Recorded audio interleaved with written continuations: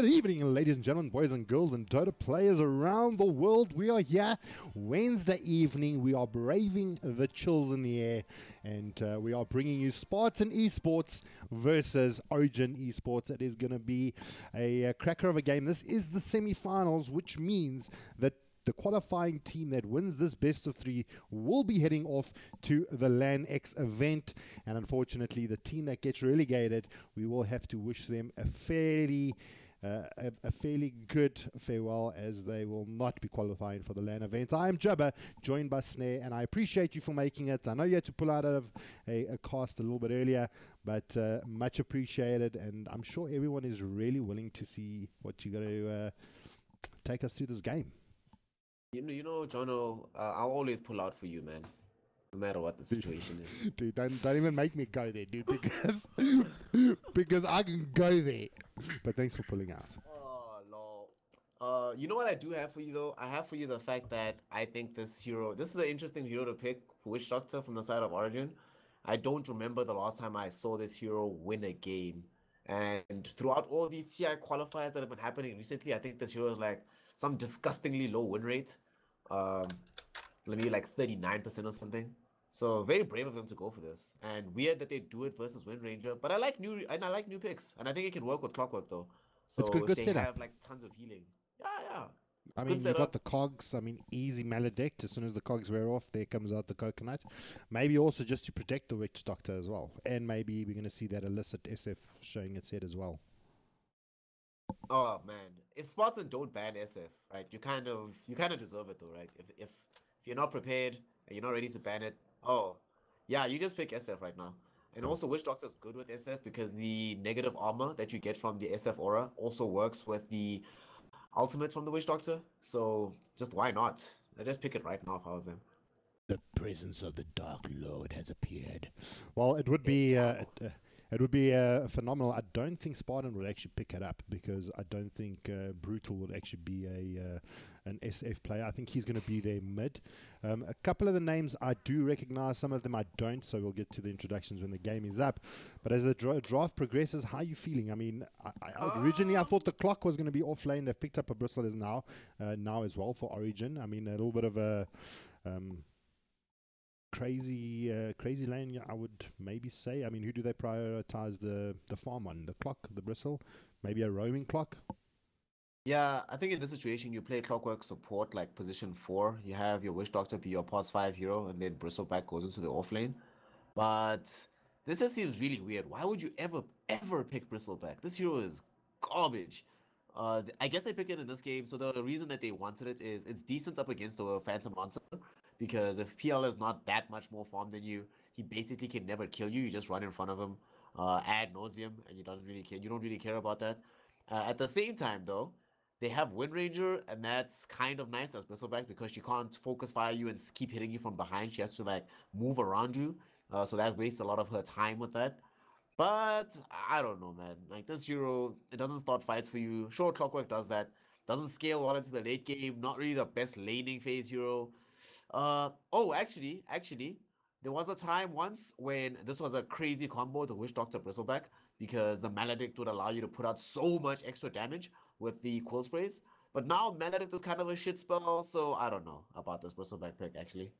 I do like the Spirit Breaker Lion combo, though. I think we don't see Spirit Breaker nearly enough.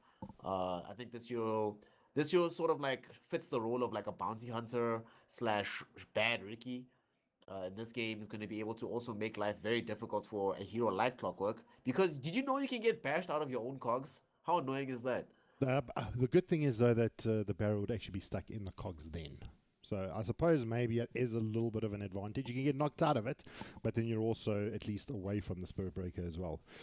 What I do want to ask, though, is, I mean, Io has been such a contested pick. Is normally the Warlock and the Io. I've seen that being so highly fought over. They've got the ban out on the Warlock, but Io is still in the draft. And generally, I would probably say the Bristle could maybe be decent if there was an Io, but obviously going for the Clock and Witch opening doesn't kind of give them that opening. So I can kind of agree with you, though. The Bristleback is going to maybe feel very underwhelmed and not going to provide anything to the early parts of the game, at least.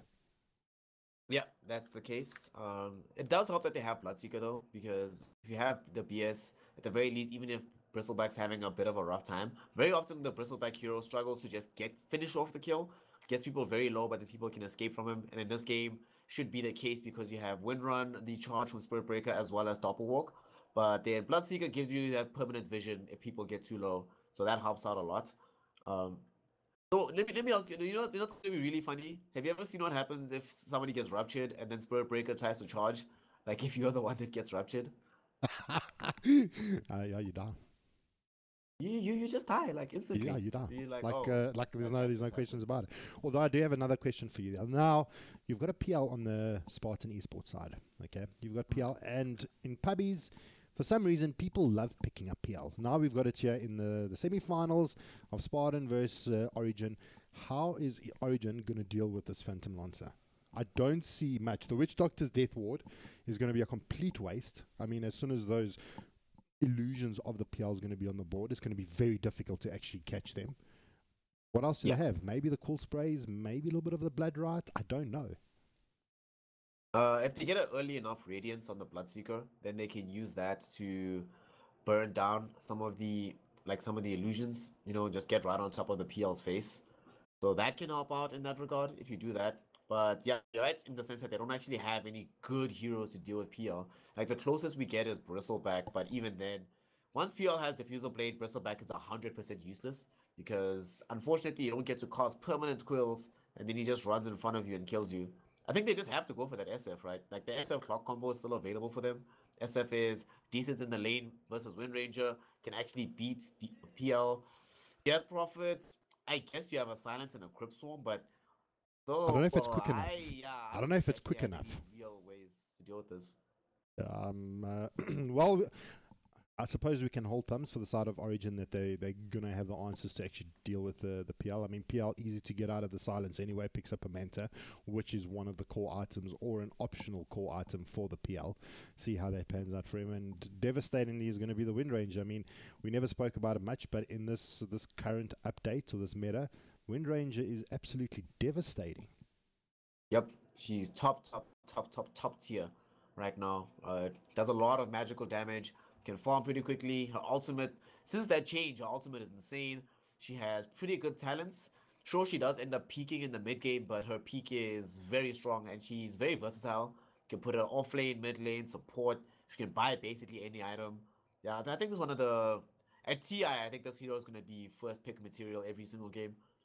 Absolutely, I don't disagree. Unless there's an update that comes out that then completely changes her mechanics, her talents, or just the way she scales, she's going to be one of those top tier picks, definitely. I think Bloodseeker for the side of Origin is maybe one of the other contested picks that teams have been fighting over. But other than that, it feels like a little bit of an underwhelming draft for the side of Origin. For the side of Spartan, prefer it a little bit better. I think it's an easier draft to actually make work. For the side of Origin, I mean, they got the lockdown from the coconuts, the cogs. They can guarantee themselves a silence and then the blood rights to follow up. Other than that, I don't know what else they can bring to the table. But that's just me spitballing ideas here. Maybe they've got a different way of actually maybe trying to make this work. You know which hero? I'm not even kidding right now. I'm not even kidding, right? You know which hero would Yeah, actually be tell me. amazing if they replace Bristleback, right?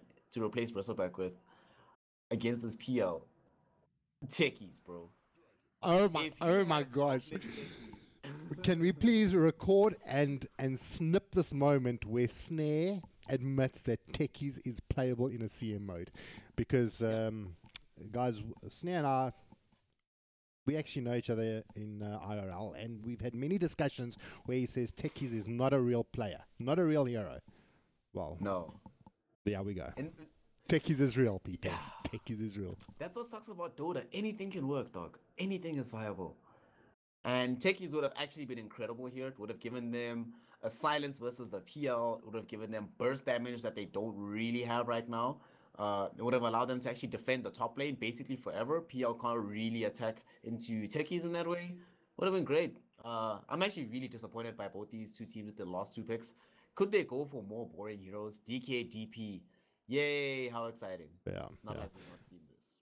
Pretty much a stalemate for the mid lane. I would assume what would be the more interesting lane to actually watch?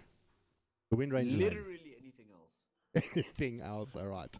All right. Well, before the game gets underway, it's not too much. We don't know too much about the players themselves. So what we're going to do is I would like a prediction from you, Mr. Snare.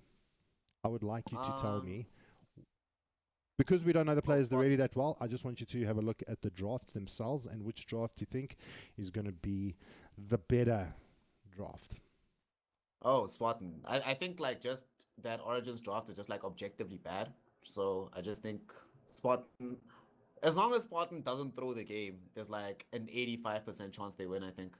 Like this draft is really difficult to play. If you make a single mistake on the Origin side, you basically lose the game. If you don't come out of this laning phase with an overall crazy lead for your Bloodseeker as well as a decent laning phase for your Bristleback, pretty much automatically lose the game.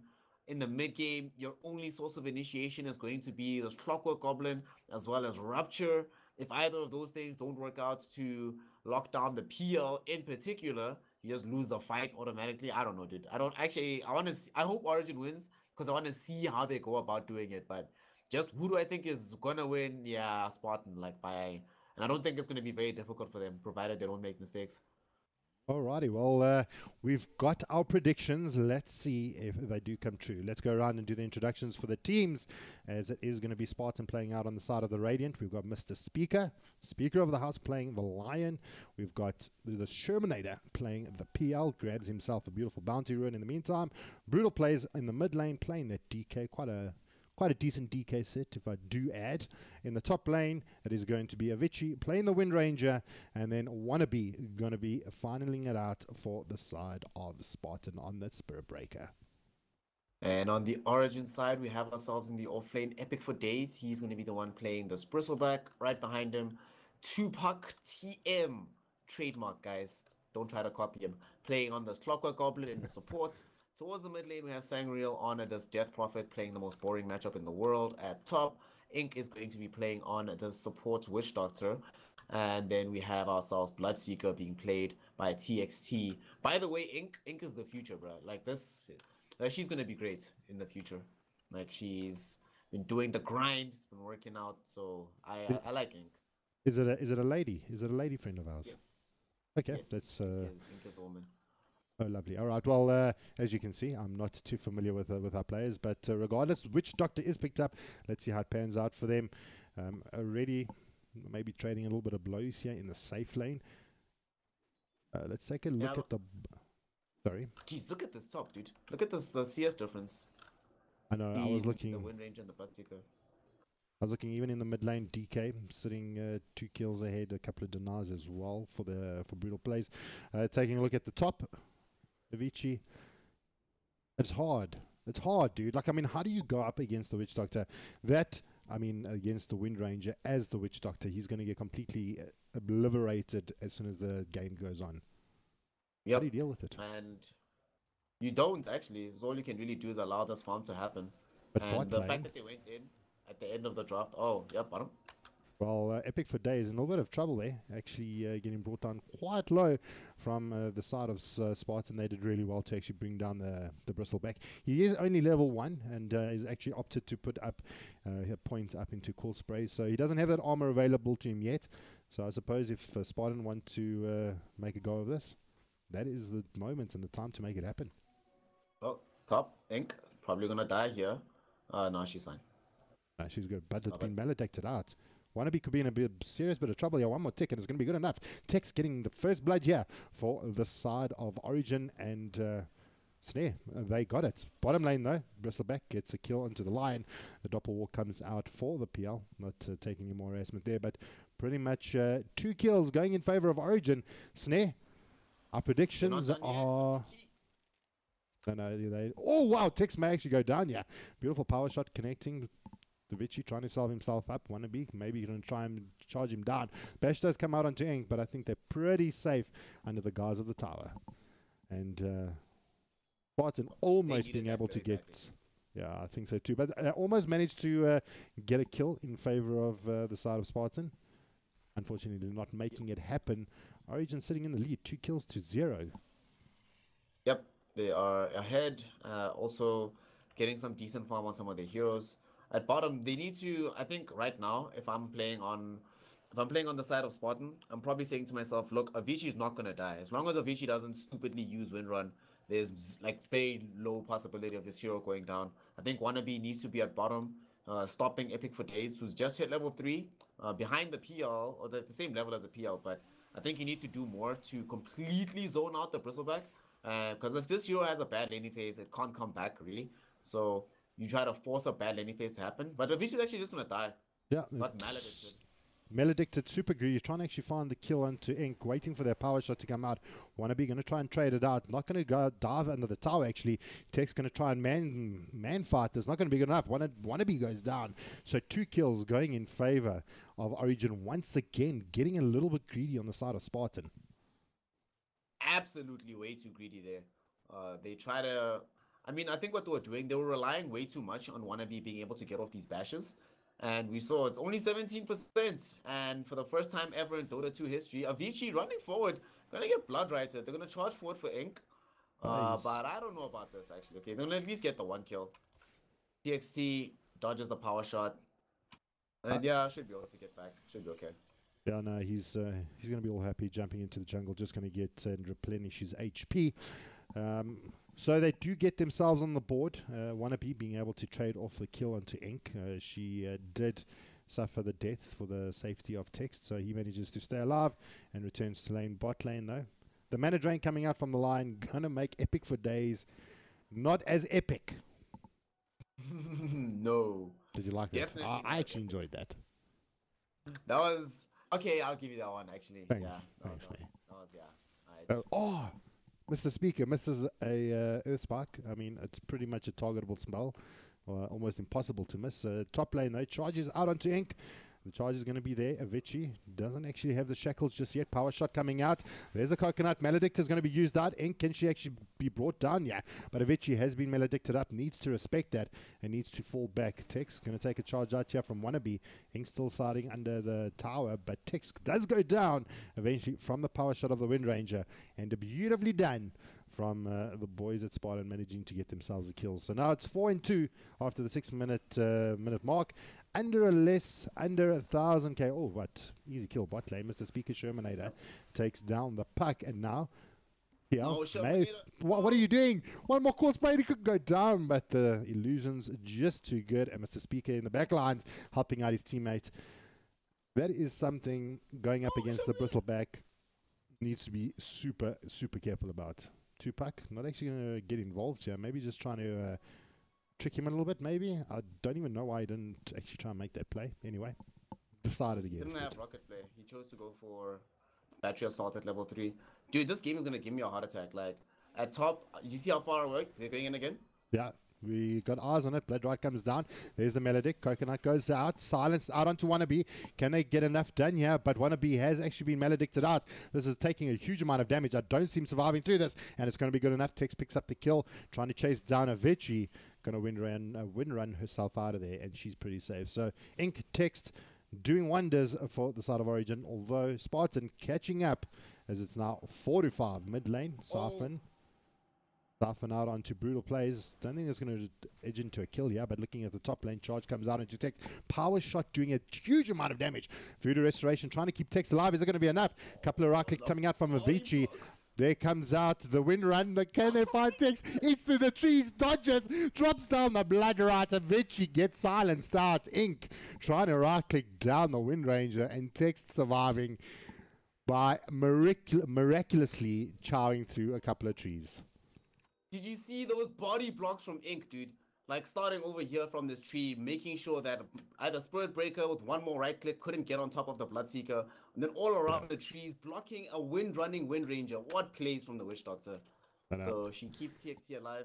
That was going to be a guaranteed kill. And I was about to say, this game is giving me a heart attack because so many weird things are happening that I actually don't really understand. Like that engagement that they went for top when they first brought down TXT. TXT died really far away from his own team, or at least from the tier 1 tower and the Witch Doctor. And then now the second time when they got some counter kills, like both Avicii and Wannabe dove in way too deep. Even at bottom, Shermanator helping to get that kill onto Epic for Days, when he used doppelganger, he doppelgangered forward as if he was going to attack on an epic for days. And he had like 5 HP. He had already 3 kill sprays to his name. He actually might die at bottom. Nice, man. The stacks were building up onto that PL, and I mean, you see a bristleback, and you have those amount of stacks on you, and you haul yourself out of that vicinity of those cool sprays, and yeah, he actually got aggressive and realized, okay, wait, mistakes are going to be made. Pulls back, he manages not to go down, which is extremely fortuitous for him, but he didn't die to that. So I kind of don't understand the wards that they have out on Spartan. This mid protection ward that they have that scouts out onto the river. Normally you put this out when the enemy team has heroes like Sand King, Scareth Mage, Wisp, not Bristleback, Spirit Breaker. Heroes that can immediately rotate from bottom to mid and guarantee a kill. Clockwork is not that hero, but Clockwork also needs to stay bottom for Bristleback to survive. They're going to try the smoke, but I'm going to be very surprised if this DK actually ends up dying here. Or what? If he stays where he is, he's going to die. Yeah, he's dead. Look where he is. He's not going to move back at all. He's going to die 100%. Like, Zangral has a DD as well, so yeah, he's gone. there comes the Spirit. Siphon does throw out the flames. Dragon Tail being used out. XSM used out. Before the Dragon Tail goes off, this is big. 2Puck chasing him down. There's the Battery Assault. Real players can't get out of it. And there's just too much to be done. And the DK does go down. Wow. And a nice little rotation coming out from the clock. Bot lane though, Epic for days, trying to do some work here on the line. One's out, keeping himself alive. One more call spray should bring him down. Is going to be enough. It is. Epic for day pops his own wand, and he's going to be able to tank through all of this. Shermanator had to back off as he started picking up a lot of those cool sprays. And they couldn't bring him down. This boy is getting tank. All he's got is a stout shield, ring of health, and he fights his way through it. Top lane though. Oh, Maledict coming out. Vichy gets the kill onto Ink, but Vichy's been maledicted out. So as wannabe, one more tick could be enough. Tech's picking himself up a kill as well. So did Ink. And the safe lane here for the side of Origin doing phenomenal work. My goodness, what is happening across this map here, Java? Oh, just wow. action on action. Bottom Shermanator's already trying to fight directly into the Clockwork again. We were, I think when the draft started, we were very worried about this draft. We were very worried, but I mean, giving a Bloodseeker this kind of start, I mean, he's got trades, he's got Aquila, he's got like 1-3 in the bank. I mean, he would be really good at a Radiance timing, sub 20 minutes, I would imagine. Yep, at this rate should have a like 16-17 minute Radiance. It's absolutely essential. Avicii's gonna die again. Oh, Blood Rot comes down. Oh, wow. Catches the Maledict as well. That must have been a blind Maledict as well. Ink trying to fight through it. Power Shot comes out. Voodoo Restoration is there. In the meantime, Wannabe getting the kill onto Epic for days. And Avicii does eventually go down to the dual combination of Ink and Bloodseeker. And losing the Bristleback eventually in the bot lane. Unreal. You're not worrying me though, right? As much as I think this has been a fantastic start for this BB. As well as could possibly be expected. The only thing I'm concerned about is where they go from here. Oh, mid, they're charging mid. Well, it is going to be a 3-on-2. The finger comes out. There's going to be the fire breath. Going to take down Sanriel. A much needed kill. 2Puck rocks up. Does have the battery assault. Going to throw out the flares. But I think this is pretty much a dead tier 1 for the side of Origin. They can't stop it. The deny almost coming through from 2Puck. Not being able to guarantee that either. Oh well. They lose DP. She definitely was going to die there. There was no way they're going to get Ink back there in time to help get this the survival onto her. Ink has actually gone all in on this Maledict. What I've seen a lot from these Witch Doctors nowadays is you either max out your Voodoo Restoration or the Paralyzing Cask first. And she's saying, nah, this Maledict is still a fire spell. Brutal players running around at high HP, SP. Wolf deciding to fight under the tower, gives him 1 HP. There's the Exorcism being brought out. Beautiful rotations coming out from Origins.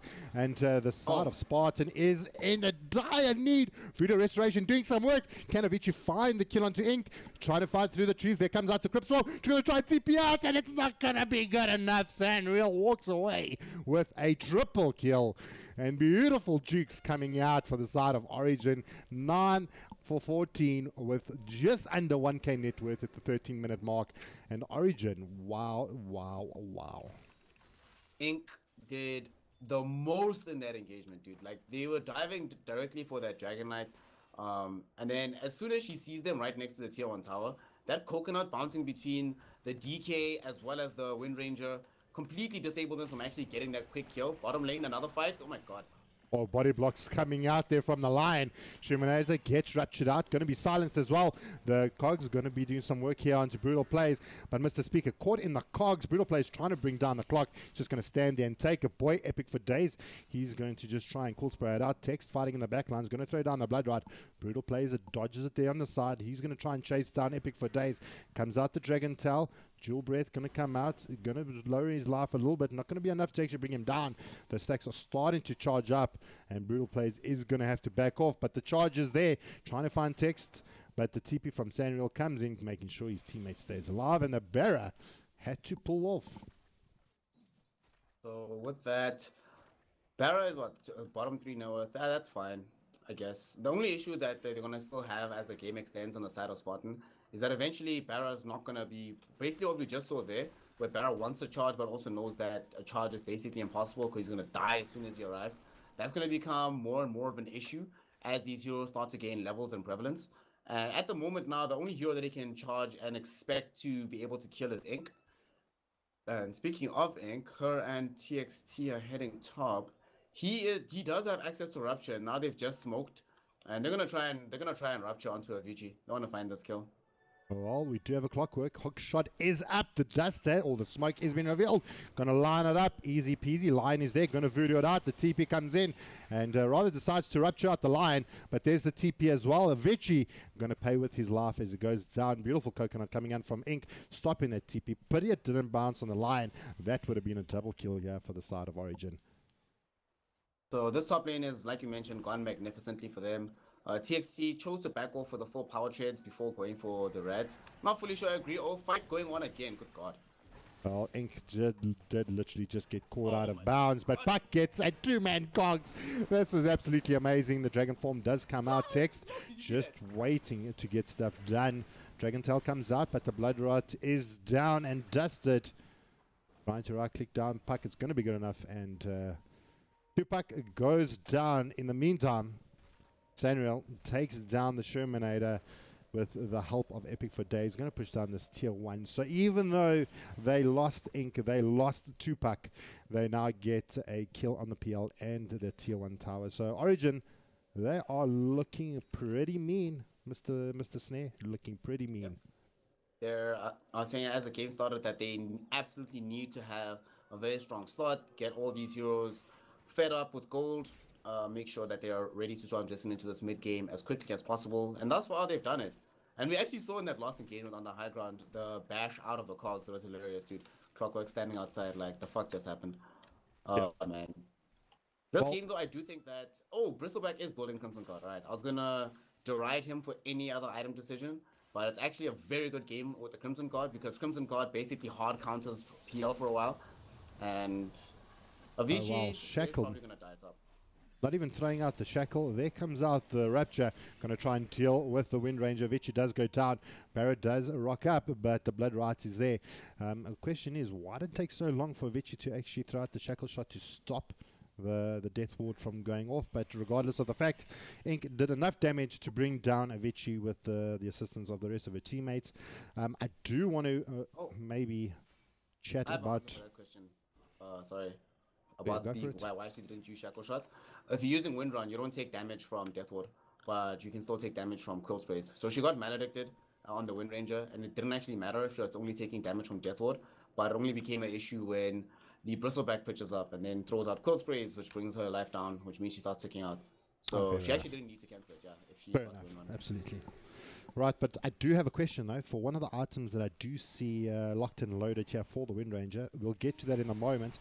There's a little bit of an engagement here onto the Bristleback, takes a full finger. Latch does come out. Epics for Days tanking through it, trying to fight it out.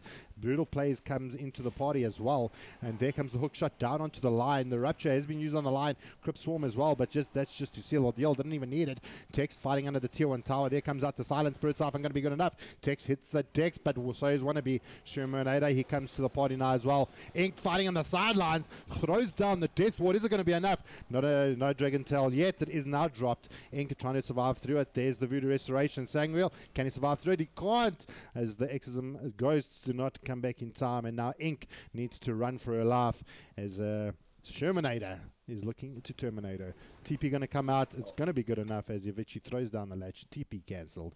And pretty much a full 5-man team wipe coming in favor of Spartan. And before you know it, net worth swing coming about. And 19 for 22. 18-minute mark. Things have been... I mean, that deficit was a lot worse before that engagement. Yeah. And we can also say that this game is nothing if not exciting. More than a kill a minute, more than 2 kills a minute, in fact, before 20 minutes is a good sign. I'm fine with this. Just been action. Did I not promise you at the start of this game that this was going to be an action-packed game? Didn't I promise you? You did. You did. You said these words, you know. This was not false advertising. I don't need to take you to the... What are those people called? CCA? The Competition Commission, isn't it? No. False advertising. The ombudsman, isn't it? I don't know. Whatever. I'm safe. Bot lane, right? Well, they're trying to. It is 4 of them. Is it going to be enough? It's not. Avicii does pick up the kill secure there from the power shot, and the poor Epic for Days is going to go down. Something I do want to chat about now that the game seems to have kind of slowed down for a second is Avicii's item choice. He's actually locked and loaded up the Lincoln Sphere. Now, I don't know how I feel about the Lincoln Sphere, considering you've got a bristleback that can spit out goo every 2 seconds. I suppose reasoning that the range is shit on the goo. It's mostly for rupture, I think. I know, but I mean, they've got so much to actually deal with. They've got the Spirit Siphon, they've got the Coconut. I mean, do you not maybe think that it's maybe even just better to maybe get a BKB? I don't know, maybe correct me if I'm wrong, but I see a bristleback on the team, and I'm pretty much like Lincoln's is a waste. But looking out here, right, well, bot lane, Rupture comes out onto Brutal Plays, but now Pearl Tupac going to get handled out. TXT needs to get out of there. Lion is going to rock up with the finger, going to bring him down enough for Shermanator to finish him off, but Tupac goes down as well. Beautiful rotations coming in here from Spartan, as now Bristleback is caught under the tier 1 tower. Not enough damage coming out from the side of Origin, and the 2 cores not even bothering to participate. The Death Prophet stayed in mid, and the Shermanator on the PL stayed top. I think, dude, you know why they lost that fight? No? Honestly, I'm not even bullshitting, right? If Witch Doctor was there, they win that fight. Like, 1 Coconut Maledict onto Brutal Plays in the Dragon form while he's ruptured as well. He definitely dies, but they just don't have the damage. And look at this aggression, dude. Well, Sangreal showing himself, and as soon as you're a Spirit Breakers on the map, you do not show yourself. And Sangreal, playing with a life, 48 seconds until she respawns, does have bar back, but I don't think they're going to expend it. Top lane, though, Text TP's in. Maybe trying to get a little bit of a return kill. Has actually got himself the Sacred Relic at the moment. So he's looking at trying to finishing off that Radiance. We were expecting a sub 20 minutes. So things have obviously not gone as well for him as they did in the beginning parts of the game. So Ink, you need to now start looking after Text a little bit more, as his Radiance is not up and running just yet. Bro, remember there was a point in this game where, in order, right, of overall form, where it was Bloodseeker, Bristleback, DKDP. Now Bloodseeker's falling lower and lower. Still gonna get the rats, you know, gets it now. A lot later than he wanted it to be available. And at the same time, though, right, like I'm looking at this, like you mentioned about this Lincoln Sphere. As I'm thinking about it more and more, it really like it makes less sense, especially because he buys the ultimate orb first. This is, I don't know about this, if you buy the ultimate orb first, I don't think you should actually buy the Lincoln Sphere. Because, yeah, I think it's only for Rupture, but that only really applies you're the one that's win running. And ideally, anyway, Bloodseeker doesn't want to ever Rupture Wind Ranger. You want to Rupture the DK or the PL. Like, Wind Rangers just, they're not that high in list of priorities. I mean, they Rupture it now, but she's still okay. Oh, well, not for long. There comes out the Maledict. Actually going to be caught out there from the Witch Doctor in the back lines. We do have poor Epic for Days been caught out by the neutral creep. They do lose a VHG. They lose Ink. Text goes down. Lion bites the dust. So does the Barret. 2 down here for the side of Origin. 3 down for Origin. 3 down for Spartan. But Exorcism is out. Sherman needs to make a player. Brutal Plays trying to tank through it. Sherman can't get the jump right. And he's going to go down. Can Epic for Days duke out Brutal Plays? Ultra kill coming in for Sangreal. Doesn't actually try to deny Unrush. Epic for Days making some epic moves, but Shadowblade is being used up onto the The TK there comes out, the Dragon Tail, going to throw out his breath, and is it going to be enough? It's not. Brutal Plays does eventually pick up the kill, but that was an Ultra coming in for the Death Prophet. That was a massive amount of gold coming in for himself there, especially being caught out in the bot lane a little bit earlier. I mean, Exorcism, good spell, right? Fantastic spell. Spell. And on top of that, Yule Scepter. Yeah, good item. Too good. Veil of Discord, good item as well. You know, that fight actually, it could have gone a little bit better, but at the end of the day, just everybody else except for Brutal Plays ran out of life. If they were a bit tankier, maybe. Also, Brutal Plays in that fight introduced the Silver Edge and really surprised the Bristleback. If they were able to maybe get the Silver Edge off on Bristleback a little bit sooner and kill him faster, that fight could have gone differently, because BB did a lot to soak up damage, especially from the PL. But end of the day, still great fight. And Sangreal's not shy about using this ultimate, right, to actually take engagements. And I think that's the correct way to play this hero. Most of the time, if you're not planning to actually push with the hero, use the ultimate for taking fights. Don't be too scared and be like, what if there's a future push? If you can win the fight right now, make that decision, and then you'll deal later. Jabba? Yeah, boy.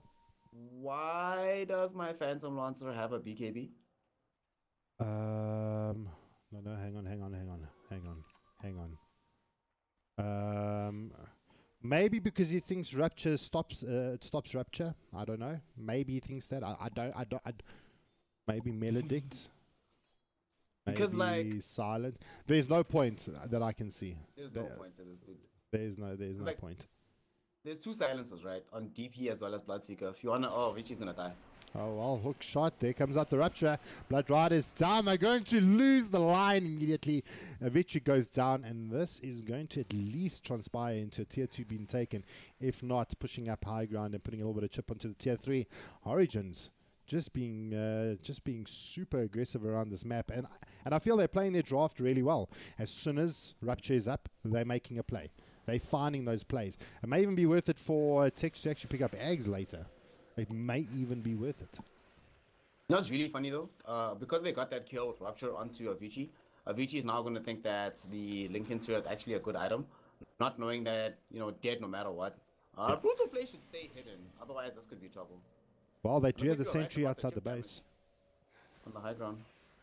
Oh, they're actually using out the X's, and it looks like they actually want to back off. The call does come in, calls it, get back, TP comes in. And they're going to try and protect out the top here, trying to find out the clock is going to be good enough. And the hook shot coming in a tad too late from Tupac. They should have let him TP in first, and then the rest of the team to follow up just to cool down that TP timer. Yep, that's definitely what they should have done. But I guess they weren't really expecting that the opportunity would be there that perfectly for a hook shot. And still, what matters is that they got the tier 2, they managed to put some damage on the high ground. And, I was thinking more about this BKB. The only thing I can think of is that this helps versus Maledict. But up against everything else, it's actually a terrible item. You should rather have gone for Manta style. But let's not flame him. No. It's not flaming. It's just I don't see the benefit. And when I say I mean Jabba does not see the benefit in the BKB. Like you said, Manta would have been better. What other items does he have? He has the Diff Blade. He's going for the heart now at the moment.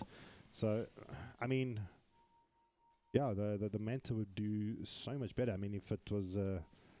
Anyway, let's not harp too much on it, because at the moment we can't see the benefit it shows to itself. Because, I mean, pretty much everything does go through BKB from... well, not everything, but majority of the things do go through. Maybe they're worried about the goo from the Bristleback. Regardless, it's all physical damage, the cool sprays anyway. But where do we go from here? So from here, the important thing... oh, there's going to be a puppy pause. So from here, the thing that needs to happen is they probably are going to start realizing on the side of Origins that they don't scale as well into the late game. Not that they scale amazingly from Spartan, but PL Wind Ranger DK scales way better than Bloodseeker DP as well as a Bristleback. So they need to start, especially with this Exorcism, that move that we just saw them make is exactly perfect, right? You mentioned that as soon as they have Rupture, go use it and do something with it. So you use the Rupture, immediately after using Rupture, use Exorcism. As soon as Exorcism finishes, you TP out. So if they do that a couple more times, I think they should do it on Roche first before they think about going high ground. And then on the next high ground push, By that time, Bloodseeker should have BKB. Bloodseeker is actually not that rich. Only has this Radiance, so it's a lot of money. That's not really doing anything on this hero. Once you get, so you need maybe 2 more items, BKB, maybe SNY. Then you can Well, start what is his next seeding item? to in the game. I think it's difficult for this hero. I think the Radiance was too late because by now I would have liked for him to already have the full SNY and then go BKB. But he needs BKB now just so he can survive the fight, not being shackled, not being hexed, not being impaled, not being Dragon Tail stunned, all these things. But at the same time, if he just goes for the BKB, he's not going to actually have damage to output into the team fights. So it's kind of complicated right now for the Bloodseeker. Needs to maybe actually go for the middle ground. I think you can just buy the Yasha right now, then go for BK. Buy Yasha with the gold he has in his inventory, then turn that into BKB, then finish a Manta style or something later on. But I suppose it before gives they him go high ground, options. use BKB. I think it gives options. Yeah. The Yasha gives him speed, gives him options that he wants to maybe go into Manta, maybe goes into the SNY, as opposed to you picking up one of the items for a BKB, and then all of a sudden you kind of tricked into a path of maybe going Echo Saber, which would be a little bit too late. Maybe now it forces you into an SNY build. So absolutely, I suppose the only thing that maybe could be beneficial at this point in time that he's saving up a little bit of gold here for is maybe Blade Mail. Blade Mail could maybe be an option. He actually doesn't have any items quick selected, yeah. So we don't actually know, which kind of makes me think that he's waiting to see which way the game kind of goes, because I think they realize that there's a time limit on this game. As this game goes on longer, they're going to have less and less tools to actually deal with the side of Spartan. Spartan obviously wanting to drag the game out. Origin, I think they got an expiry date on this game. Yep, they have a best before, so they need to do something soon. This Bristleback now. Fight breaking out top. Oh, the Dragon Tail comes out. They're going to find out the clock. There comes out the Netherwater does stop the Death Ward out onto Ink, but he's going to get silenced out. Vichy needs to make something happen. Your Lion comes in, gets the kill onto Ink. They're trying to fight it down. Epic for days, just molesting through the side here of Spartan, but it's not going to be enough as there's 3 down here for Origins. Make that 4 as they only lose 2 for Spartans, and they pick up a really good pick off in the beginning part of the game. And before you know it, Spartans have got themselves back into the swing of things. And I think, if I do recall, that fight started with the missed hook shot. Or did it land? I don't know. The hookshot didn't land. They initiated on. Oh, no, it doesn't even. To kill Clockwork, yeah. It didn't even get thrown out. No. He tried to go for. He was like trying to use Blade Mail and then just died too fast. That last fight's actually a good example of what I mean when I say Bristleback isn't really a hero, because he was there at the close to the beginning of the fight, right? And all the heroes spent most of their time wailing on him, and he does get a double kill at the end. He dealt 6,000 damage. But the only 2 heroes that died on the enemy team are the 2 heroes that honestly should not have. Both Avicii and Wannabe made positioning mistakes there, and they could have actually lived. But also, I actually have no idea why Origin felt they could take that fight. I think as soon as Ink dies, if Ink is dead, you don't take any fights. If you don't have access to Maledict, Voodoo Restoration, Death Ward, there's just no way that you actually want to take an engagement. Well, they have smoked up mid, and I do disagree, and I do agree with you. Sanriel actually spots out the Wind Ranger, immediately gets the Yules off, but trapped in the cogs, there's going to come out the Silent Spirit Siphon, going to be used out as well, and Rupture just to make sure that they seal the deal onto Brutal Plays, as he's trying to inch himself forward. There's the BKB, but it doesn't help. The Rupture still eats through it, and is it enough for Tex to actually chase him down?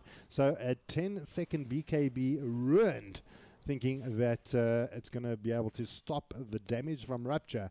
Well, that is a surprise, I'm sure. No, actually, I agree with his usage of the BKB there. He was very careful because he waited until he was past the point where he's old. Oh, hold on. They're going to kill DP mid. Well, they do get the charge. There's the finger. Vichy throws down the ultimate, and they get the kill onto the DP. So, what's Samuel doing? I don't know, maybe not following his team. So yes, the BKB doesn't actually stop the Rupture, but I suppose any further engagement from the side of Origin was maybe halted at that point. He used the BKB so that he wouldn't get. He saw that the Witch Doctor was getting closer, and he knew he would have been coconutted and killed. So could at least avoid the other stuns and maybe get high ground. It was a gamble, but it ends up paying off. Tupac dies at top as well. Dude, this Bristleback needs to build. Oh, hold that thought. There's a fight breaking. Jesus Christ. That was fast. Uh, Ink gets absolutely punished by Brutal Plays. He decided to make a play onto the Witch Doctor, goes down. Brutal Plays right-clicking down the tier 2. And Barback is forced out from the Clockwork Spartan, looking really good. And they are the ones that are now hitting away at the tier 3, even though their middle tier 3 had got some damage on it. Spartan's looking really good now. The Voodoo comes out, going to control out. Paroled Epic for days. Blood Rot comes down. Mr. Speaker needs to get back. The Rupture is down onto Brutal Plays. They're going to get the kill onto the bristleback. Easy peasy, but Exit now being used out, trying to chase down the Spirit Breaker. Tex trying to close the gap, going to try and right click him down. Going to be good enough as Sanriel chases him down with the Exorcism. While that's all happening, Brutal Plays trying to push out mid lane. He does actually go invis, trying to get out of there. Dust is going to be popped out and not actually going to be caught. Ink drops down the sentry. They can't close the gap quick enough to find the DK. And he's going to get out of there scot-free. They lose Epic for days. They lose the Spirit Breaker. And now, 37-32, 8k net worth lead advantage for the side of Spartan. Yep. Maybe the time has come and gone for Origins to have actually taken this game. I mean, when the enemy DK is this much ahead of you, right, it's kind of problematic. And also, this PL didn't die, was the only one that actually managed to escape that fight. Ironically, it was the BKB that got him out of trouble. Because Clockwork was right next to him, channeling the battery assault, trying to cancel the TP, but the BKB disallowed that from happening, and he gets the escape off. End of the day, though, as much as they were happy with that defense, it's going to be harder and harder each time that happens. And probably in future, we'll see Sheminator having the full heart of Tarask. You also... TXT needs something, man. You bought BKB. Alright, this was something that he needed, definitely. So they struggle a bit with damage, but what else do you do? I think what they could do, not they should do, after this Blade Mail, Bristleback should start building, either Bristleback or the Bloodseeker, one of them should build a Heaven's Halberd, because if they can get their Heaven's Halberd out onto Brutal Plays, he is the majority of their physical damage. He's the one that's hurting the most, and it doesn't seem like Sheminator has been that big of a threat in the fights, in the sense that they really can't deal with him. I think both, like, you know, in the draft when we were both mentioning like the different ways that they have to maybe deal with the PL, maybe Blood Rides, maybe Cold Sprays, you know, maybe the Crypt Swarm, maybe Rocket Flare. I think Sheminator also forgot that when all of these things happen at once, then you don't have illusions anymore, and they just get wiped off the map. So in terms of just overall damage, dealing with Brutal Plays is going to be the big thing for our Origin boys to do. But they have to also deal with the fight because they've smoked right now on the side of Spartan.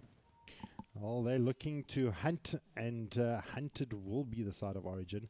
The careful call does come out by Ink. I must say I'm really impressed with the gameplay decisions that are being made. I mean, it's just in-game text that we're seeing, and we're not actually knowing what the in-game call is happening. But it kind of gives you a kind of feel that they really know what's happening with this game. They both smoked up, and they're going to be doing a run around the rosies. The flare does come out, so they do kind of know which direction Origins is running. But smoke has worn off now for the side of Spartan. And the courier is going to give away a vision. Oh, beautiful clutch fingers there, saving the courier. But they do now know where the enemy team is. Blood Ride is now dropped down onto the DK. Blood BKB will be used out. Wannabe going to get silenced out. They're going to lose Tupac, trying to control out the DK. Rupture's being used out as well.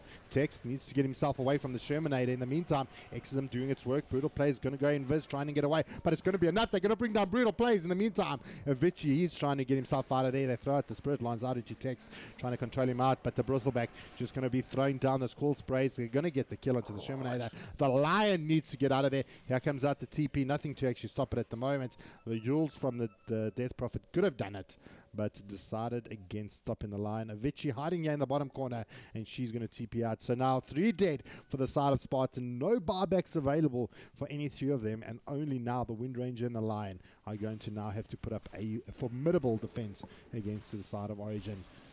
I mean, That's such an odd fight. Spartan decided, they figured out that, okay, these heroes are smoked somewhere, or they're elsewhere on the map. They scanned them when they're close to their own secret shop.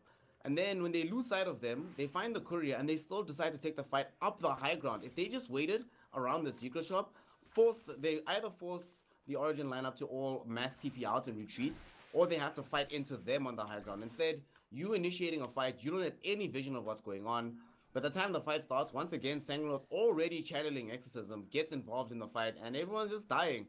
And we saw as well, PL's there, and he just being wholly ignored because Clockwork just jumps on Brutal Plays, controls Brutal Plays completely, and then suddenly it doesn't seem like they actually have that much damage left on the side of Spartan. So kind of an odd engagement, and they lose the tier 2 tower because of it.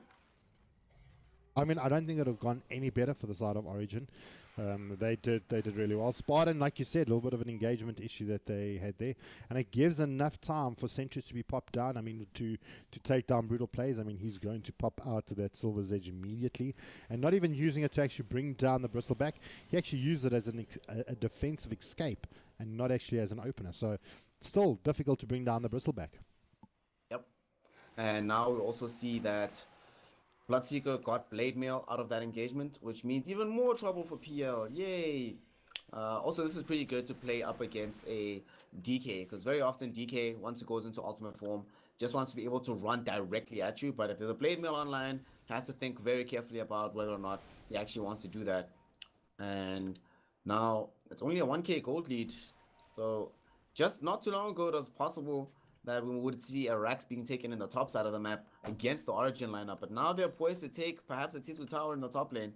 And we still have yet to see the first Rosh of the game. I think that's interesting. But we also have Exorcism back. So I would not want to take this fight if I'm on the side of Spartan. Oh, well, DP tried to TP out, got cancelled out there from Avicii. Avicii taking a huge amount of damage here from the Death Lord. But Ink, she's actually invised out, and the Death Lord continues to rattle its snakes. And now, Origin, full team squadron still around. Wannabe trying to get out of there, pops out the BKB, but it does go down. Triple kill coming out for Text. Brutal Plays needs to get himself out of there. XM being used out. Ultra kill coming in for Text on the Bloodseeker. And this is devastating. Buyback being used out onto the Shermanator. No, excuse me, onto Mr. Skip as the Lion, and him and the PL gonna have to do some heavy work here to stop this push. XM still running. The Blood Right does come down. Silence gonna be used out. Barbacks do come in. Brutal Play charges in, stuns out the DP. This is big trouble, but beautiful Melody coming in, catching out both Brutal Play and Avicii. This could be a dieback for both of them. Tupac trying to work on Avicii's being actually invised up, and there's the Lincolns down from Epic for days, and that is it. Avicii brought back in the tower. Brutal Plays needs to get himself in there. Shermanator trying to defend the throne, making sure Epic for days doesn't get in there. Mr. Lion stuns out the Bristleback, got no more mana to make sure this fight happens. The Blood Right's going to try and focus out everyone, and that is it. The boys from Origins need to back off as soon as the DP was down. It should have been the call for them to get out, but I suppose very well played on the Barbacks, actually forcing and making Origin to commit to that. I wouldn't say it's definitely well played, especially on the Avicii buyback, because it got off a key shackle shot to prevent the Bristleback from being able to escape the base, and got the first shackle shot off onto the DP to not allow it to cast the second Spirit Siphon, because she actually had an additional charge ready to go but wasn't able to use it. But at the same time, if you look at like where these heroes died, why are they here so deep into the base? This tier 3 tower could easily have been taken. They had about 7 seconds left of the Exorcism by the time that the DP died. Had they just held the high ground, they would have been able to take the tier 3, back off, maybe take the Roche, but instead, they're going to get Roche themselves. And with that maneuver, they actually forced the Barbacks as well. So they may say, okay, it was worth because they got the Barbacks. But when you look at it, I mean, they could have actually got a Rax out of it. Because, I mean, if they didn't dive too deep and they were just letting the Exorcism do its thing. I think maybe if they played a little bit more conservatively, the Barbacks wouldn't have come out. They would have maybe been able to retreat, go to Roche. Things could have been swapped around, but because of the aggression, it just turned out the way it did. And now TXT looks like he also wants to build. I'm not sure if he wants to build Eye of Skadi or if this is going to be a Lincoln Sphere for himself as well. I would suppose hope it it's not a leaves. Lincoln's. Hope it's a Skadi just to get him tanky.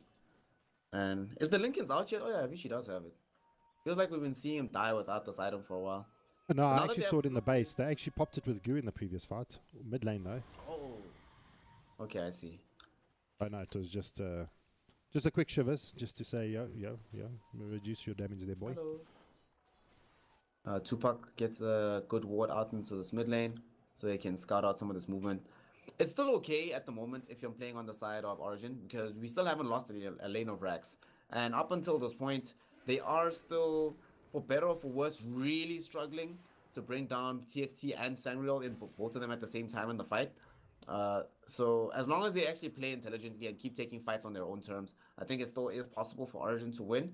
But we are starting to see For example, that fight at the top under by that tier 2 tower, I have no idea who made that call on the side of Spartan to go take that fight.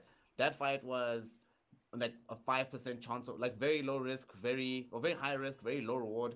You don't get anything out of taking a fight that close to your base. If you want to defend the tier 2 tower, you have to already be set up to defend it.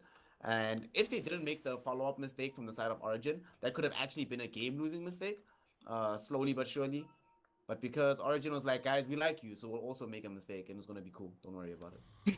We'll both make mistakes. So the side of Origin, they decided to smoke up, not getting anything off the back of that. And the side of Spartan, I think making a good call, backing off of that, and just TPing out of there. Look at this PL after this hard, going for this butterfly. He knows full well that nobody on the enemy team actually likes to build MKB or anything like that. So him doing this means that he's going to be very survivable and evasible for quite some time, unless he's sitting directly underneath the Death Ward. Exorcism as well as Cool Sprays from Epic for Days should be able to survive. But even the Death Ward, some of the damage does get taken away. Thanks to the butterfly, it does get missed. So it's going to be a very good item for him to pick up. Look, hey, Mantis Style did eventually come, so we were right about his item build, just not about the order. Well, I mean, now to come to think of it, maybe even going for a Bloodthorn at this point would have actually been also a pretty good choice to actually deal with the PL as well. You find the real one, Bloodthorn him out, and you get that evasion, but Brutal plays.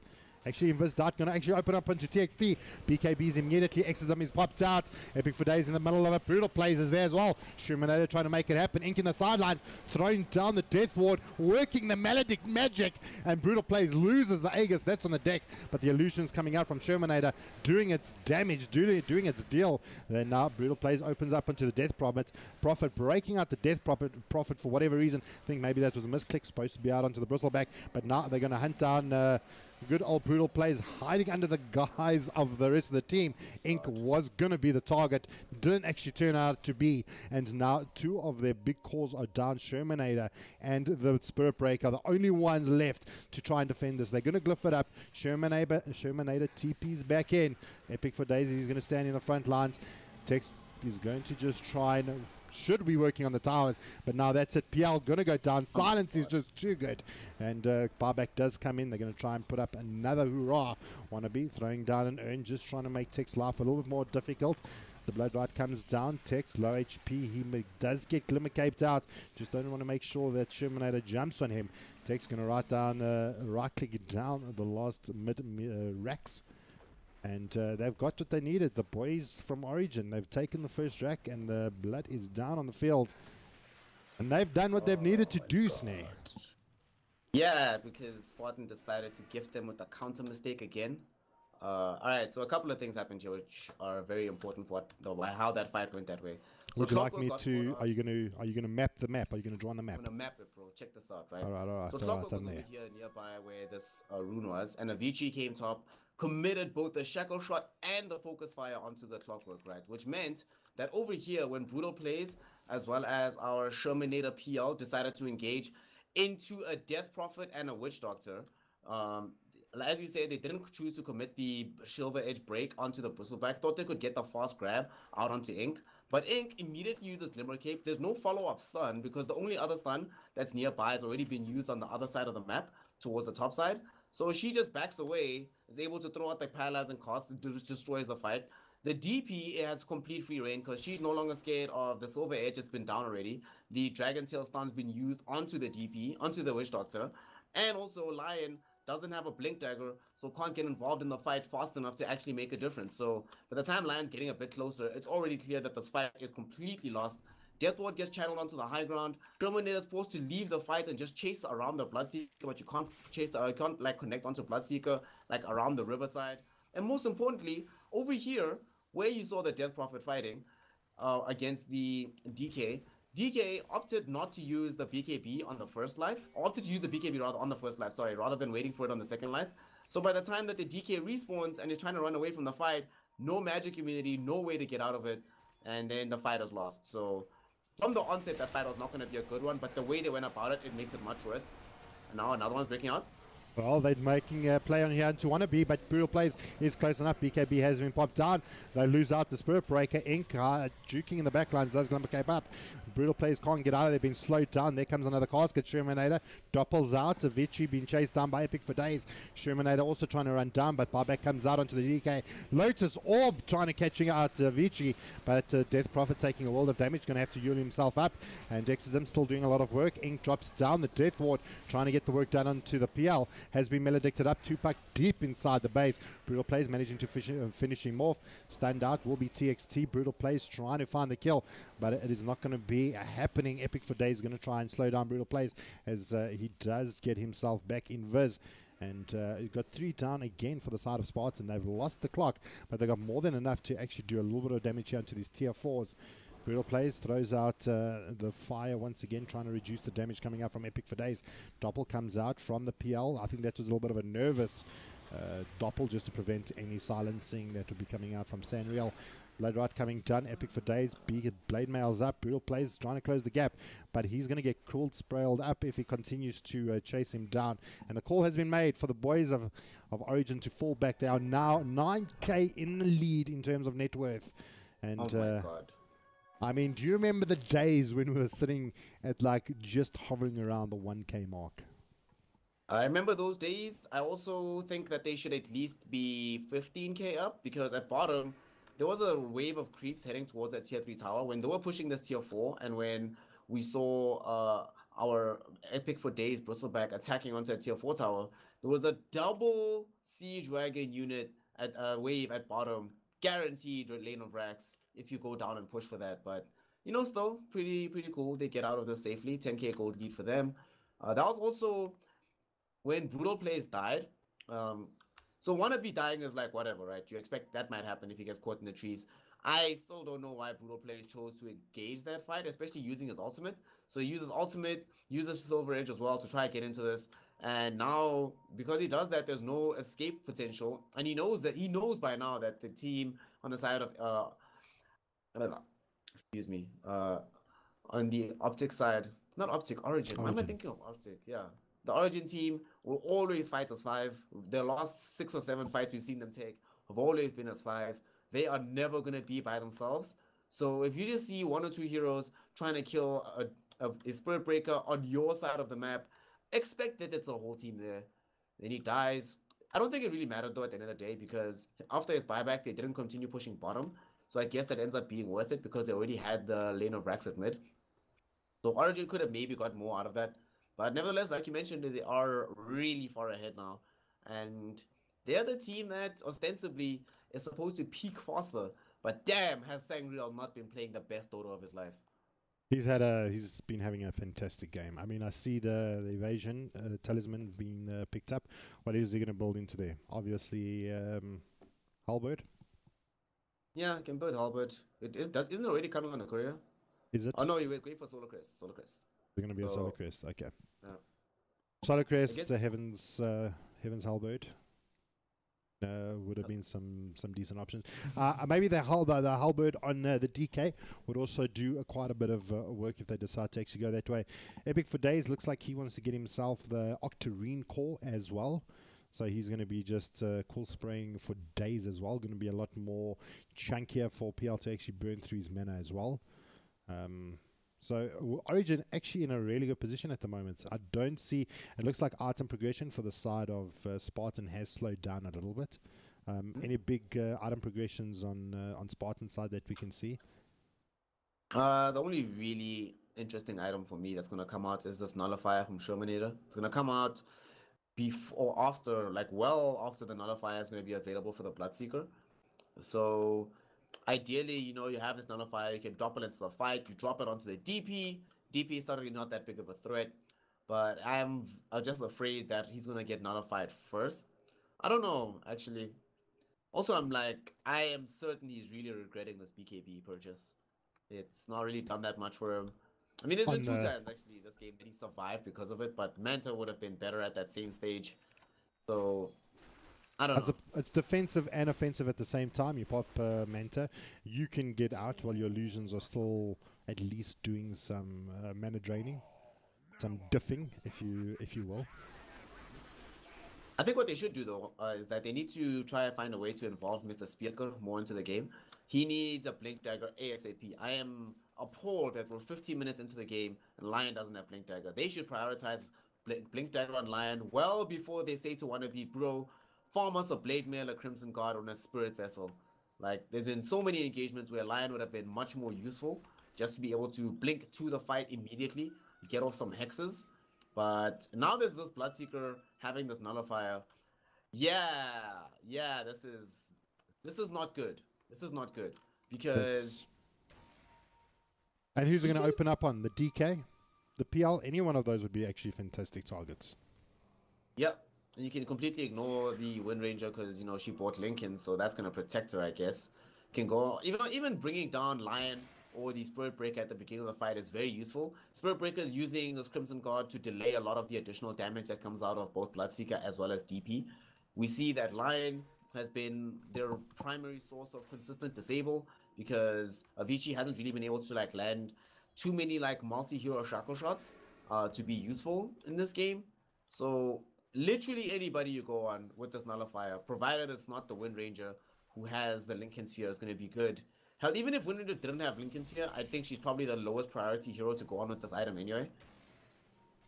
So, I mean, could it come down to the point where Spartan makes you say, right, boys, let's just base race it? Because PL and the DK are still in the top lane. XM's going to be used out. The Glyph has actually come in. So they're going to try and protect the top lane of Rax. They're going to keep those creeps alive. Their Glyph does come out. The push in the top lane coming out for Spartan is going to be there. But they're deciding to actually push on forward. In here will be Origins. The Rapture does come out. I just heard it actually being popped. It is a race. And it is going to be the race. Tier 4 is going to be used that. Let's try and see if we can keep this close. In the meantime, Tier 4 down in the mid lane. They're trying to work it out. Here for the side of Spartans. Can we keep an eye on it? Tier 4 is down there on the throne and they're ready in the side of Origin's base. And this Crimson Guard is doing so much work. It doesn't look like they're going to actually be able to bring it down fast enough. Now, Zangreal actually having to TP back in. And it is going to be a base race where Spartan Esports takes down the throne. Oh my gosh, what an upset. Spartan Esports makes the call to go for a base race, and they make it, and they do it. Origin ahead in terms of 10k net worth. And Spartan Esports make a call of their life, and it actually pulled off. They actually pulled it off. Wow, dude. Just wow. Just base really? Race in the first game. My gosh, I don't think I've seen a base race that close or that gutsy in a long time. You know who came through in the clutch to win that game, actually? Wannabe. I was flaming him a minute ago. He actually won that game for his team. When they were base racing, he goes back home. He ports home, pops the Crimson Guard, which affects buildings, makes sure that it takes longer to bring down the tier 4 towers and the Ancients, and then he charges back to the enemy side of the base, making sure that there's nothing more they can do. That was even a bash is stopping them out. Sanriel trying to stop what he can, couldn't make it happen. Maybe if Sanriel actually stayed in the Radiant's throne, knocking down Spartan's throne with the exorcism, maybe could have actually done enough damage to actually tilt it back into their favor. I don't know. It was super close. It was really, really close. That was actually pretty fire. That was. I promised you a series that you would die for. Yeah, you did. So far, it's living up to it. And a game like this, a game that ends 43-47 with a base race game 1 for a best of 3. Yeah, okay. No matter what happens, the team that goes to LAN is definitely going to deserve it. Well, let's head into game number 2. The lobby is probably up and they are waiting for us. So we will see you guys shortly. We anticipate another a fantastic game. Until then, from myself, Jabba and Snare, we'll see you in a few.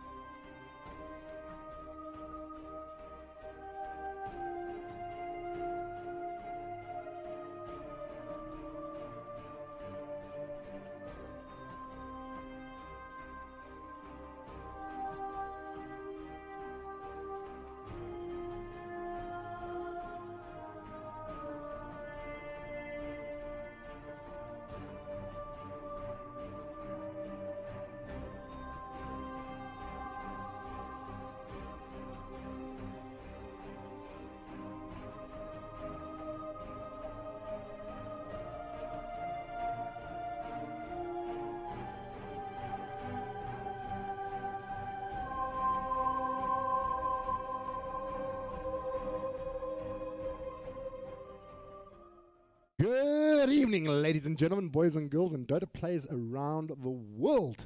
If you are just joining us, you missed probably one of the craziest base racing games of the year, pretty much, of Origin Esports versus Spartan Esports.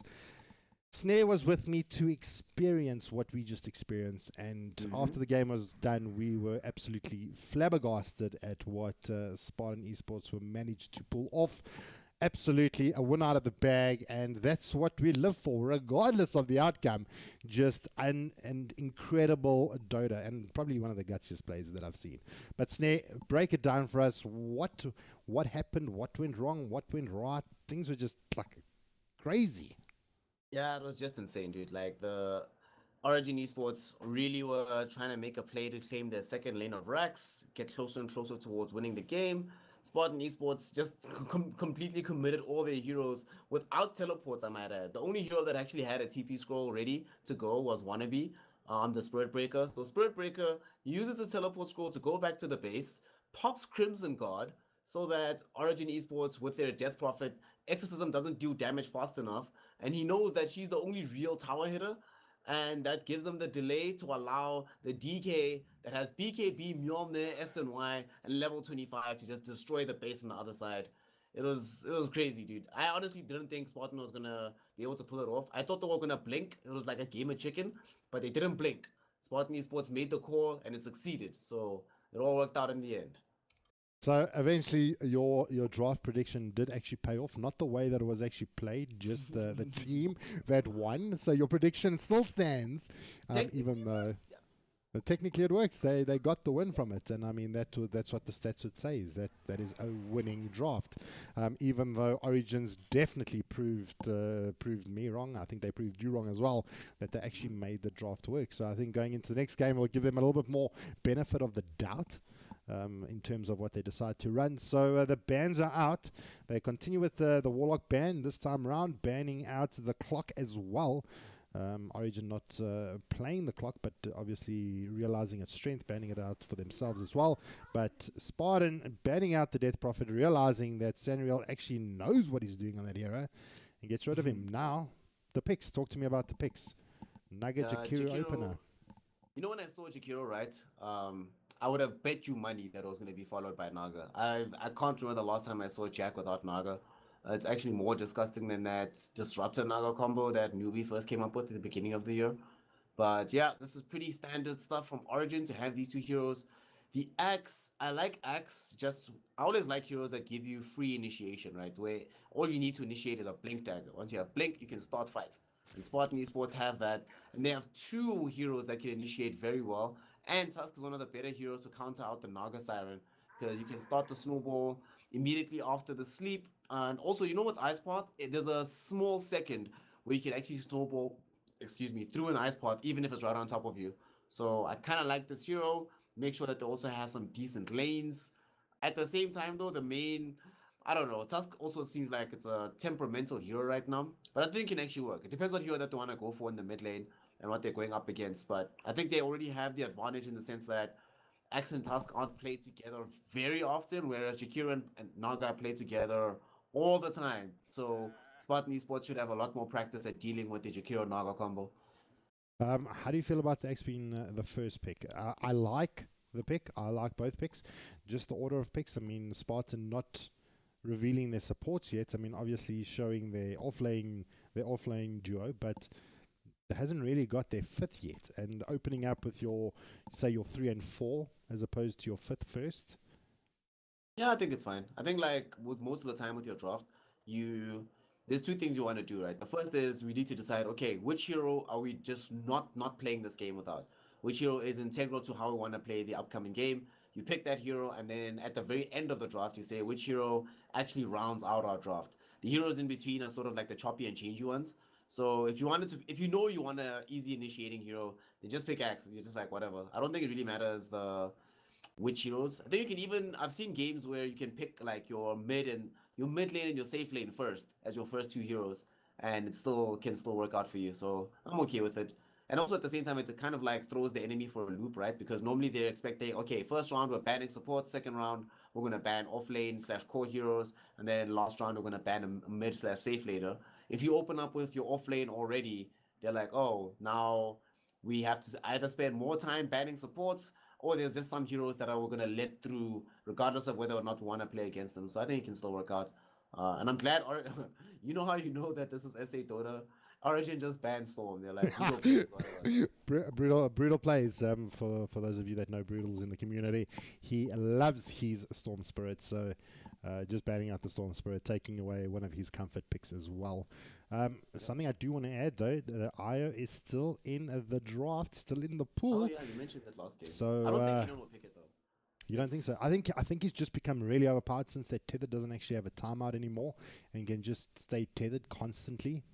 It's just made him so much more feasible. But I mean, are there any IO pickers or players on the side of Spartan? That's also the case, right? Are there any IO pickers? And you need to really know how to play the hero. The hero got nerfed quite heavily as well a couple of times. So kind of matters a lot that they, heroes like IO, even when it was super overpowered, because now I think it's a lot less OP, but it can still be really OP. But you still need to know how to play it properly. Just picking OP heroes and expecting it to work out, usually not how Dota goes. You need to know how to utilize them. So that time it worked. If it doesn't, if you don't know how, just rather not play it. And what do you think? Something else that you... Which is the prettier kitty? Ah, I'm so disgusted. The sniper. Okay, well, I don't know if they... Okay, well, they decide to actually pick up a Vengeful. So they actually got ways to actually get onto the sniper. It's my biggest concern when a sniper is picked up is how do you close the gap to get to the sniper? I mean, the positioning of a sniper is always crucial and essential, but having these heroes that can actually close the gaps like Spartan actually does have now with the Vengeful Swap, with the Tusk Ball, I mean, they've got quite a bit of saves, and you know what I suspect may even pop out? I mean, whether it will work or not is another question, but OD, I mean, 2 saves on the side of Spartan if they decide to go the OD route. You got the ball, you got Astral Imprisonment, you've got a lot of things to actually save their team from the Assassinate, Starfall, Arrow if need be. Yeah. I think the annoying thing about Sniper in this game is just as much as they do have ways in individuation to get on top of the Sniper, it's going to be very difficult. You've got Naga to bail him out of trouble. There is Ice Path, which you can lay in front of the Sniper with the Macro Pyre. Mirana with the ability to just use Moonlight Shadow to get Sniper out of trouble.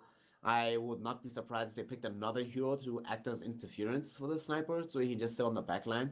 And what's complicated is that, like, Spartan, because it's going to be a safe lane Mirana, and you can't really ignore Mirana either. She does like quite a lot of damage. So Spartan are going to have to, their execution is going to have to be off the chain this game. It's going to have to be pitch perfect in order to succeed just down the way. And with Ember and Invoker as the last bans, they actually could be that OD, but I suspect that Spartan are going to go like TA. They would have definitely picked Storm if it was here. Do you think that there's a potential for an AA to still come in for Origin? For Origin, AA, nah. Mirana off lane, Naga farm, Sniper mid. Jakiro and AA to support. They could even do a tri lane. Naga, Jakiro, AA, Mirana solo off lane, Sniper mid. While they Spartan picks up the PL as their 5th and final draft. Snare, I want to hear predictions here. I'm spitballing out of my mind here. And the Ensnare with Ice Path and Cold Feet coming out from the AA, even the Chilling Touch. You've got the AA Blast to actually prevent any healing, any life steal coming out from the side of Spartan. PL goes his Heart of Tarask, so you land a legit Ice Path. And Spartan, all the heals gone. Like, any of these heroes kill you immediately. You just die too soon. I think you want to tank your hero right now for... I don't think it even doesn't have to be an offlane. It probably will be. Oh, they go DK. Ugh, that's boring. But yeah, whatever the last pick needed to be, it needed to be something that doesn't die, that's tanky. You are indeed right that they are running this Mirana in the off lane, it seems. They're doing, but safe lane Sniper maybe, and then mid DK. But regardless of what they're doing, I think that mid DK makes more sense up against the Phantom Lancer. Because if you're playing against PL, being able to consistently flame breath through, or just breathe fire through all the illusions, get soul ring, can continually get farm over there. You won't die in the offlane either. Epic for days, as long as she has 1 point on the Mirana into leap, should be very easy to escape. And I actually favoring Origins draft this go around. I think their draft is a little bit easier to execute. Well, Spartan Esports have to play amazingly. And I think the sniper is a really good hero. And I think they're going to struggle to deal with it, especially with this last pick of the DK, forcing even more heroes in front of them that they have to deal with before they can even think about addressing the sniper. Well, I think the side of Spartan actually assumed that it was going to actually be a sniper mid. Picking up a PL against the sniper is really good. Closes that gap really quickly with the rush. But calling the bait, giving it to Text, which he's going to be now playing in the safe lane. It's going to make the lanes a little bit more different than what Spartan probably would have expected. So we'll see how it actually pans out for them. But the game is underway for those of you that are just joining us. The winners of this series will make their way through to the LanX finals, going to be held out in Pretoria in the middle of July. If you haven't got your tickets, you better go and get them, because it is going to be an epic battle. These are the semi-finals, so the winner of this series is going to be going to the LanX. I'm super excited to see who it's going to be. Pulled off a super surprising win was Spartan Esports in the previous game. Managed to base race it for their lives and get the job done. But we're in game number 2, and the boys from Origins are definitely looking to prevent them progressing any further, and they're going to try and get themselves that spot at the LAN. But no, regardless, nonetheless, we are going to get underway. We've got this time around Origin playing on the side of the Radiant. Tupac going to be playing on the Mega Siren. Epic for days this time around, going to be playing the Marana. In the mid lane, we have got Mr. Sanriel, played a phenomenal Death Prophet in the previous game, and he's going to be playing the DK. In the safe lane, it's going to be Tex playing out the Sniper, followed up by the lady herself, Ink, on the Jakiru. And take it away for the side of Spartans. And on the Spartan side, Wannabe is going to be on the off lane playing Tusk. Avicii will be handling up the Axe. Towards the mid lane, we have Brutal plays on the Phantom Lancer. Shermanator hard carrying on this Luna. Mr. Speaker is going to be the one at the end playing this Vengeful Spirit. And you know what's really interesting? If you look at bottom, it's interesting that Wannabe went for Ice Shards level 1, and then Avicii went for the Battle Hunger level 1. So they're trying to actually harass out the sniper. The idea is that if you shot him, get the Battle Hunger out, it just makes his life a little bit difficult instead of going for spin. Will they actually try to get a kill? Is it gonna die? I think that's fine. I think the new meta actually now is actually just Battle Hunger on the top lane. On the Axe top lane though. Oh, I missed the end part of that. Tupac picking up the kill onto that Vengeful Spirit. Shermanator left alone for the moment, but that is it. Origins get themselves again first blood. Instant TP comes in. That arrow was super sick. Like Epic for days, threw it right over the trees. It caught Mr. Speaker in a place that absolutely there's no way that Vengeful Spirit can survive that. So it all went well. It was pretty cool, actually. That was a nice arrow from Epic. What do you think of this? Okay, so with Sniper, right? I was thinking about something right now as I was watching the Sniper overall. I feel like the way that the game is set up right now with dual lanes, given how many mid matchups end up being a wash, and how much less important it is to purely crush your enemy mid counter in terms of the overall CS. I mean, it doesn't really matter if you win mid if your other lanes aren't doing as well. So I'm thinking that just given how much harass Sniper can actually put out onto a lot of the premier offlaners right now, perhaps this hero's role should be in the safe lane more often, because you can actually win conclusively with this hero. I wouldn't disagree with you, but Ink, she gets caught out here, throws out the Jewel Breath. Our Shard's going to try and control her out. They drop the Shrapnel, trying to keep her alive. It's not going to be good enough. Too tanky will be Avicii and Wannabe.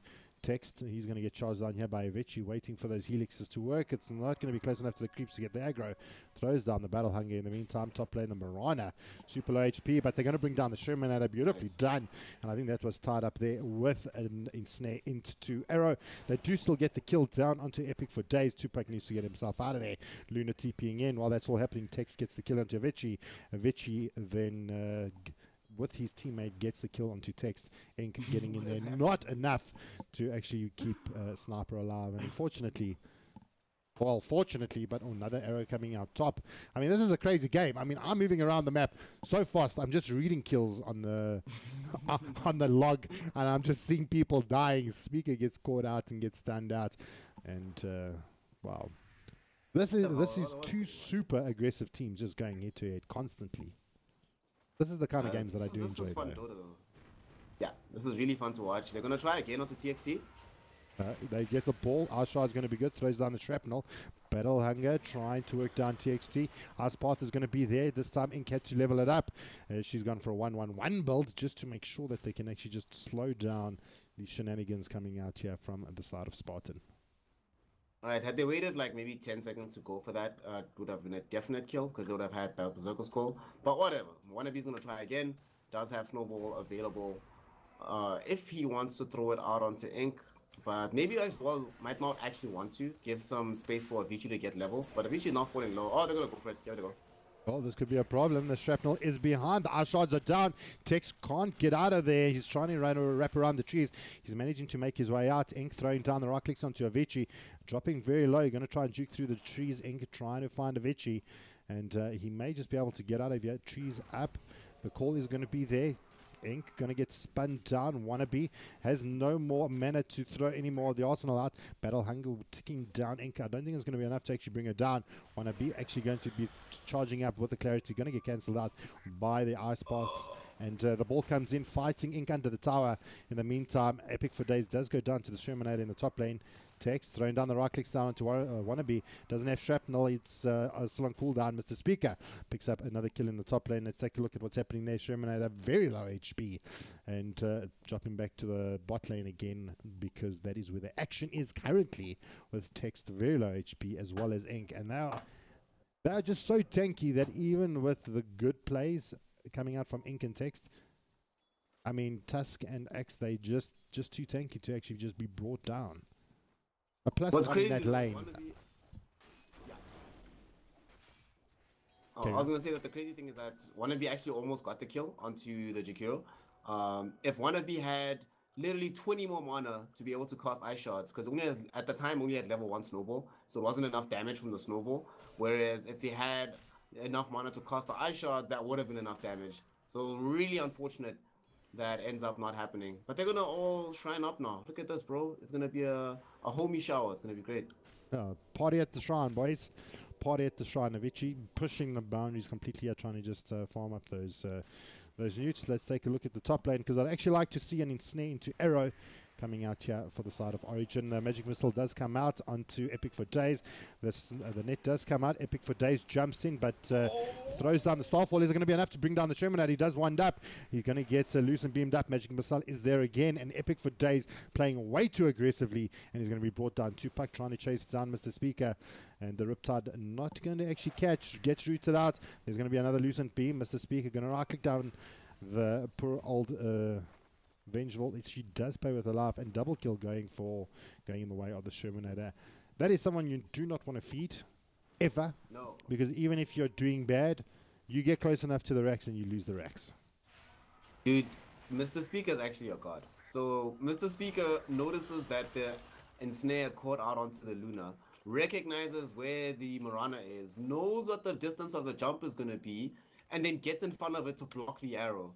So Epic for Days only stuns them for like half a second. Immediately afterwards, they can get the turnaround, start fighting onto Epic for Days. That was so sick, actually. That's a place where if I'm on your team right now as Mr. Speaker, somebody should be tipping him. But it's not going to go acknowledged, unfortunately. Oh, what a sick play. Without that, actually, Luna definitely dies.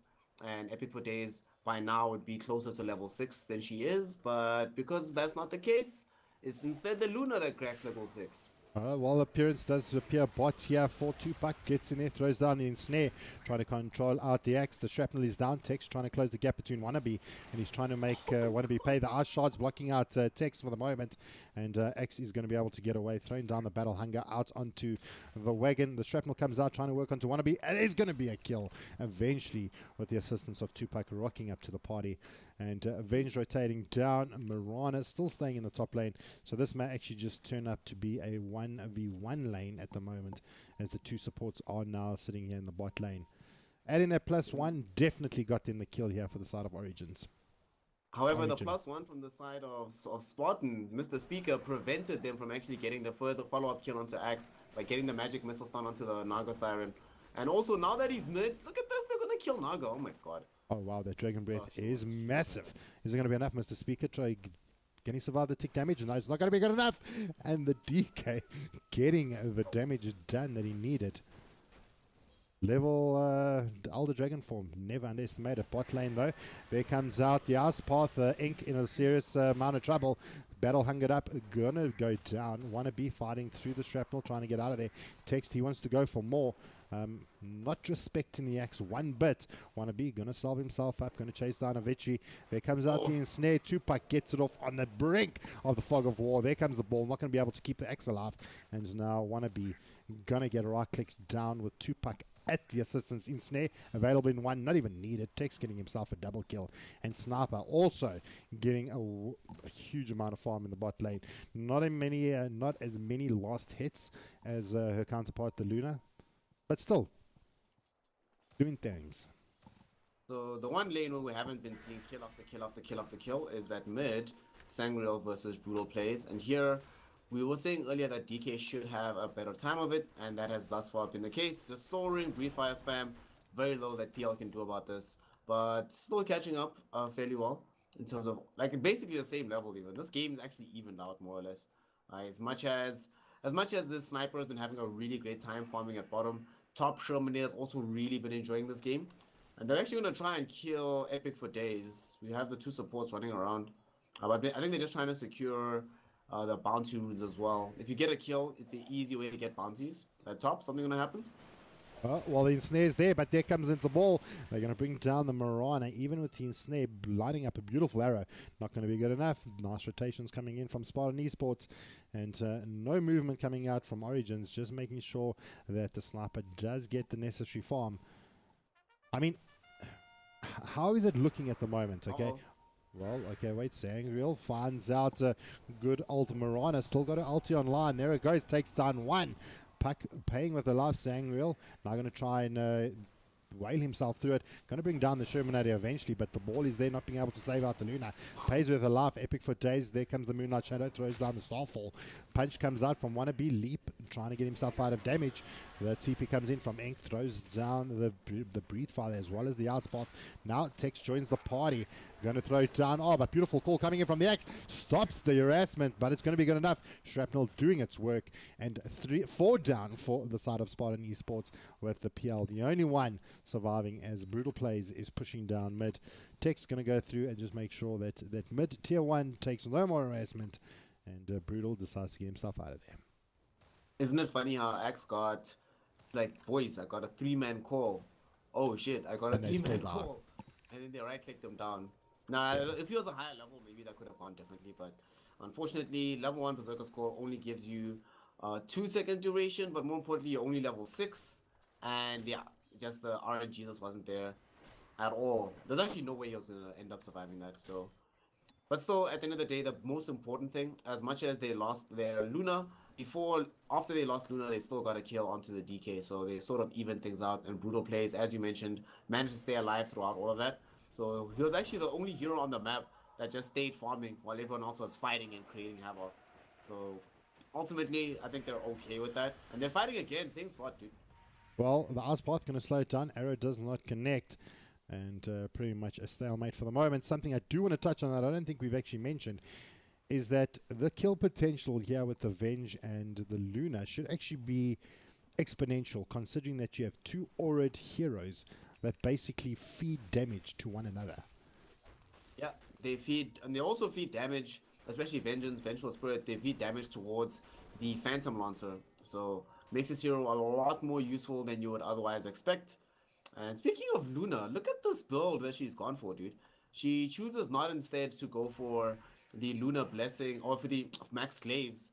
Not even a single point into Glaives. Goes for the Max Luna Blessing in lane. That's... I'll be honest, it's been a while since I've seen this. And one of the reasons is like right now, if you actually had Max Moon Glaives, you'd be done farming this right now, even with the additional damage of the Luna Blessing. So I kind of think this build is bad, but let's see if it works. It does mean that in the lane, we saw she was really punishing Epic for days. Anytime, because normally, actually, I think I can sort of understand the reasoning, right? Normally, Maranas want to be able to, Maranas have really high attack damage, and they want to be able to punish you with high range, high damage, and make you deal with impossible trades. You can't really do that when the hero will always have more damage than you with Luna Blessing. And mid, Sangreal might die. While he was actually going on to brutal plays, they're going to be able to get the kill on to Wannabe. They're going to be able to finish that up, but saving his life of brutal plays is going to be... Oh, but runs into the shrapnel and gets taken down. Assassinate not even needed. And a little bit of a... Oh, wow. All right, top lane. Epic for days takes down the Shermanator. Shermanator does take down Ink, but this is not how Origin or how Spartans wanted this game to progress. 15-12 in favor of the boys of Origin, and I suppose net worth is still really close. I think if the boys from Origin can actually work on their net worth potential, they could actually be a really good team, and they could be in a really good footing here. Yep, I definitely agree with that. They need to wait. They also need to get some towers down, right? Bottom lane, the tier 1 tower hasn't really been sieged into at all. At mid, they have another minute to wait before they have DK ult again. Then they can put more pressure and damage onto that tower. And in the meantime, it doesn't seem like Spartan also have the ability to push into tier 1s themselves. They need a lot more levels on Luna before that's the case, and a lot more farm on brutal plays before this hero is just afraid of dying. I mean, look how much damage he just took. He actually might die here. This is an odd play to make by brutal. Well, he's going deep for it. He's trying to chase down Epic for days. Going to be able to leap around, but beautiful arrow coming down. And Brutal Plays gets taken to the cleaners. Boom. That is the next level play. Unfortunately went down there. That was really strange. It was, because he never assisted in the previous fight, but then he decides to take on a 1v3 fight. What a ward by Tupac. Oh my god. Gets the ward out seconds before the smoke gets revealed. Oh, wow. And what a sleep. Cancelling out the position. Tupac. Does the legend live? The ball comes in, going to catch out Tupac, and now the speaker goes down. Text in the vicinity to make that pay very quickly. Avicii trying to run through it. It's going to try and get earned up. It's not going to be there. The tech from the TK going to cancel that. Ink comes in with the Moonlight Shadow. There's the Assassinate. Can Ink do enough damage to actually bring him down? The ice shards aren't going to be good enough. They're going to try and turn it around. Samuel under the Moonlight Shadow. Going to find out Wannabe, and before you know it, it is going to be a... oh, he manages to dodge, but not long enough. And X, Tusk, dead. And I think the only one to go down during that fight, I did see one of the boys from Origins had died. Tupac died, but Tupac died a martyr, just like the real That Tupac. was phenomenal. Oh my god. That was that. I mean, just to drop that ward, drop the song, and then just cancel any of those combinations that they wanted to get out. Unbelievable. Yep. He secures his team 3 kills in the process. That was some fantastic Naga play coming out of Tupac. So now, as a result, they also won't be able to get the tier 1 bottom because they were really setting up to take it. Shermanator with this Yasha was prepared to try and mount that push. Instead, they're going to be forced back. And Shermanator actually has to leave this lane. Like, you can't be farming this close before you have the full Manta. Not only that, but I mean, look at these Naga illusions just been sent out here to scout. They're going to have to now fight it down. The Riptide comes in, does a ticklish of damage.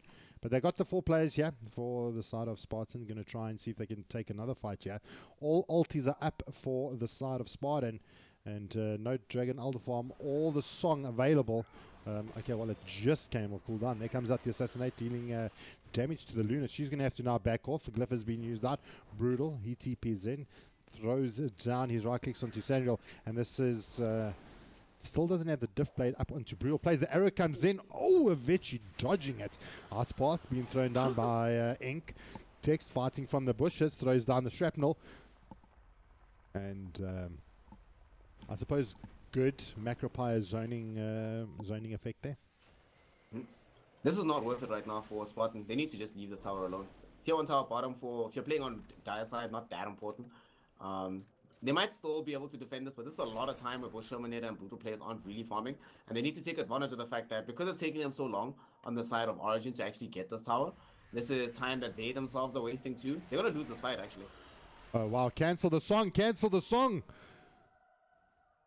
Okay, they're looking for a proper setup. There's the ball, going to save two. Mr. Speaker being left behind. He goes down. There comes out the shrapnel. Shermanator goes down. The root will be out on Avicii. Two down. Text is wicked sick. They're going to lose brutal plays as well. And forget what Jabba said, but the song was a beautiful setup, and the ball trying to save the players there from Spartan didn't pan out. And things are looking really good here for the boys at Origins. Already 6K net worth advantage, leads with 10 kills in the bag. And Text sitting on the top of the network charts, followed closely by Sanreal. Yep, Crazy times. Well. The Sanreal still also has some time inside the ultimate as well, so they're going to put in damage onto the tier 2 tower. They will unfortunately... Wait, do they have TPs? Sanreal has a TP and TXT has a TP, so they could actually go top as well and continue to put out some pressure to finish the duration of this ultimate. But unfortunately, Sanreal did not re-backpack the TP scroll, so this is going to take hella long if he wants to go for it now. So it's only going to be TXT, and Epic for Days will head top. But still, great fight taken there by the Origin side. But I think that was an example of why you just let it go, guys. Look at the item that Terminator is actually queued up now at the moment. She did have the Manta queued up. She's now changed to the BKB, so yeah. Big threats. I mean, the Jakuru controlling out the Shermanator. You do have the ensnare being thrown out, the arrow, the starfall. There's just too much damage to deal with if she doesn't have the BKB. So identifying that and swapping it out. Avicii has actually got Invis, does actually have the blink online, may decide to actually go on to Epic for Days. No, they're not. They're going to jump in. They're going to actually spot out Epic for Days. Spot out Text, but the arrow from Epic for Days was unbelievable. They still get the kill onto the Shermanator. And now Avicii going to pay with his life. And Text going down Armada, but paid with 3 of their lives just for the sniper. Worth every day of the week. And now they're going to be able to catch out Wannabe as well. Another arrow coming in from Epic for Days, and that is it. Controlled out, and Brutal Plays going to get a tier 1 tower in the bot, or did get the tier 1 tower in the bot. And all of that, lost his entire team and potentially a tier 1 top. Yep. Sanreal also has ultimate back online, so they can take the tier 1 tower, immediately trigger the DK alt level 2, and then try to put some damage onto the tier 2 tower, because they also have Jakiro with max points into the liquid fire. They might not choose to do so though, because they don't have any vision out on the top side of the map, so it just makes it really complicated to try and take these pushes. So I think it's probably the safest decision to back away. They have no reason to push. Oh, they don't have to force any issues here at the moment. Brutal Plays still trying to get himself to that diff blade. I feel that he's quite far behind in achieving that diff blade. So he needs to work on that. They do have the blink up on the X though, so that is one thing they got in their favor. Wannabe going for a core-ish build. I would say, having the phase boots being purchased. I would have maybe expected like arcane boots. They don't have any arcane boots on the side of Spartan, so no mana regen for themselves. Fortunately, a lot of their heroes don't really have very high cost spells. And I think with sometimes you get phase boost just to be able to... It's in games versus Naga, right? You want to be able to get as close as possible to your core heroes and be able to get the snowball off from them. With Triangle, if you have phase boots ready and you just run down, quickly get it off. So I guess that's probably his rationale. Also, I was clicking on Luna, right? Because I thought she actually had the full Mask of Madness. This is only a Morbid Mask here, job. Yeah. So, Morbid Mask Yashra, she doesn't have BKB or Manta. She is not going to farm that fast at all. It's going to take her a while to actually get all her items. By that time, I am not confident that they'll actually have any tier 2 towers left, because already we see it being worked on. Sanreal should be able to finish this off. It might come. It's in deny range right now, but I guess they're also daring them. Oh no, Tusk got arrowed. Yeah, and that is, the engagement is gone. The X is in the bot lane. They're going to jump in, and the Tusk is going to go down, even with all the damage from the shrapnel as well. There's no way that the Tusk can actually survive through it.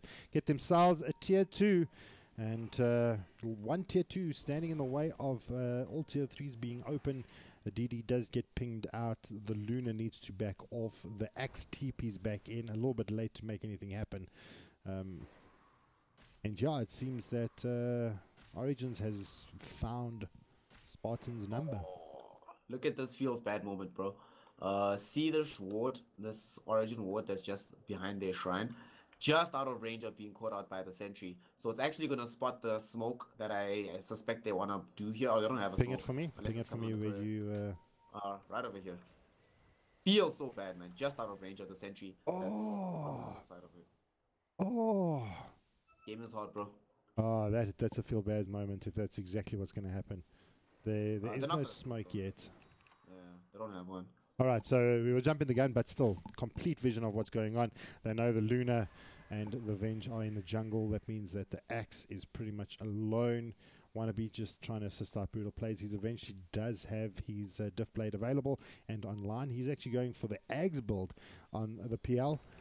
Do remind me what the Ags does on the PL? Oh, bouncing Spirit Lance. Worth? Nah, it's not.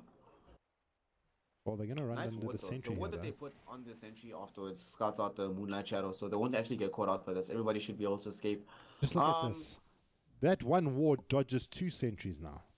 I didn't even notice that the 2 of them actually dodge it. This ward needs a medal. Oh, what a ward, dude. That ward needs a medal. Sorry, I'm getting distracted here. Samuel picks up the kill onto the Shermanator. The pings do come out that there is a ward up there. Ink trying to get involved here, throwing down some right clicks here onto Wannabe. Liquid Fire doing its work. Shrapnel trying to give vision. It's not going to be enough to bring him down or the follow-up for the Assassinate. But Mr. Speaker could be in a little bit of trouble here. There comes out the Assassinate. Gonna tickle her a bit. I would have expected a little bit more damage. But Mrs. Speaker going to walk it off. In the meantime, Avicii looking to make a jump here onto Epic for Daisy. Gets it off. There's the Blade Mail doing a bit of work. Avicii survives through it. The leap comes in. Another leap. Can he TP out? It is in cooldown. You do have 3 charges left in your wand. He does pop it out. Needs to stay hidden. Got 4 seconds on the leap. Can he make it happen? Oh, the call is there. He can't get away. It feels bad moment. And the leap almost getting him to safety. But in the meantime, Brutal plays with his life as Samuel finds him out and catches him. And this time around, this DK opting to go for the Blink Dagger as opposed to the Shadow Blade on the DK. Yep, kind of has to this game because he's playing with Mirana as the offlane hero. So Mirana as the offlane hero is not a traditional team fight or just any kind of initiator. Can't get quick kills with this hero. And so he buys a Blink Dagger just to make sure that they actually can. Because if we go Shadow Blade, as we saw in the previous game, there comes a point where you can't really get to use that item to actually initiate. But with Blink Dagger, even from Fog, can still start the fights. And it got a kill at bottom. They brought down Brutal Plays because of it. Well, I mean, even though they had to exchange the life of the Epic for Days Mirana at top. Well, I just had a quick look at top. I heard the Hurricane Pike being used out. Tex actually aggressively forcing himself forward to catch the axe. Avicii blinking out of that arrow's path, and it would have actually hit if he didn't actually blink. So now Avicii needs to get himself out of there. Blink only up in 5 seconds. Does have TP. The question is, does he decide to go? Epic for Days is in vicinity. Tupac trying to scout him out, and there the TP will be used, and Axe will get himself to a point of safety. There's the Moonlight Shadow, gonna run into the Luna using the illusions, but Ward Sentry gonna spot out what's going on, but the ensnare is still good. This the arrow catches out the speaker, and that is so unfortunate. Can they follow up on the back of this? Do they decide to use the song? And Samuel jumps while he gets the Dragon Tail off. Avicii arriving a little bit too late to assist. But now Brutal Plays decides he's going to make a play here. The ensnare trapping down the doppelwalk, finding under the Macropire. Brutal Plays with his life. Avicii goes down. And that is it. 4 down for the side of Spartan. And I feel that was mistake after mistake there. As soon as the swap happens, you just get out. You don't stick around. And not only the swap, that as well as amazing as the swap was, the perfect timing on the follow-up Jakiro Ice Path to immediately lock down the Luna, who just got swapped back to safety. Incredible. So now they're actually, this is Rax. If I'm honest, let me be honest with you, Java. I think this game is over, but let's see what happens. All right. Well, we're going to see what happens, and we're going to stay here to the very end to see what does happen. But Origins is actually playing a phenomenal game, and I would say it is theirs to lose. Absolutely theirs to lose. Something else that we never touched on, the ensnare is actually a root.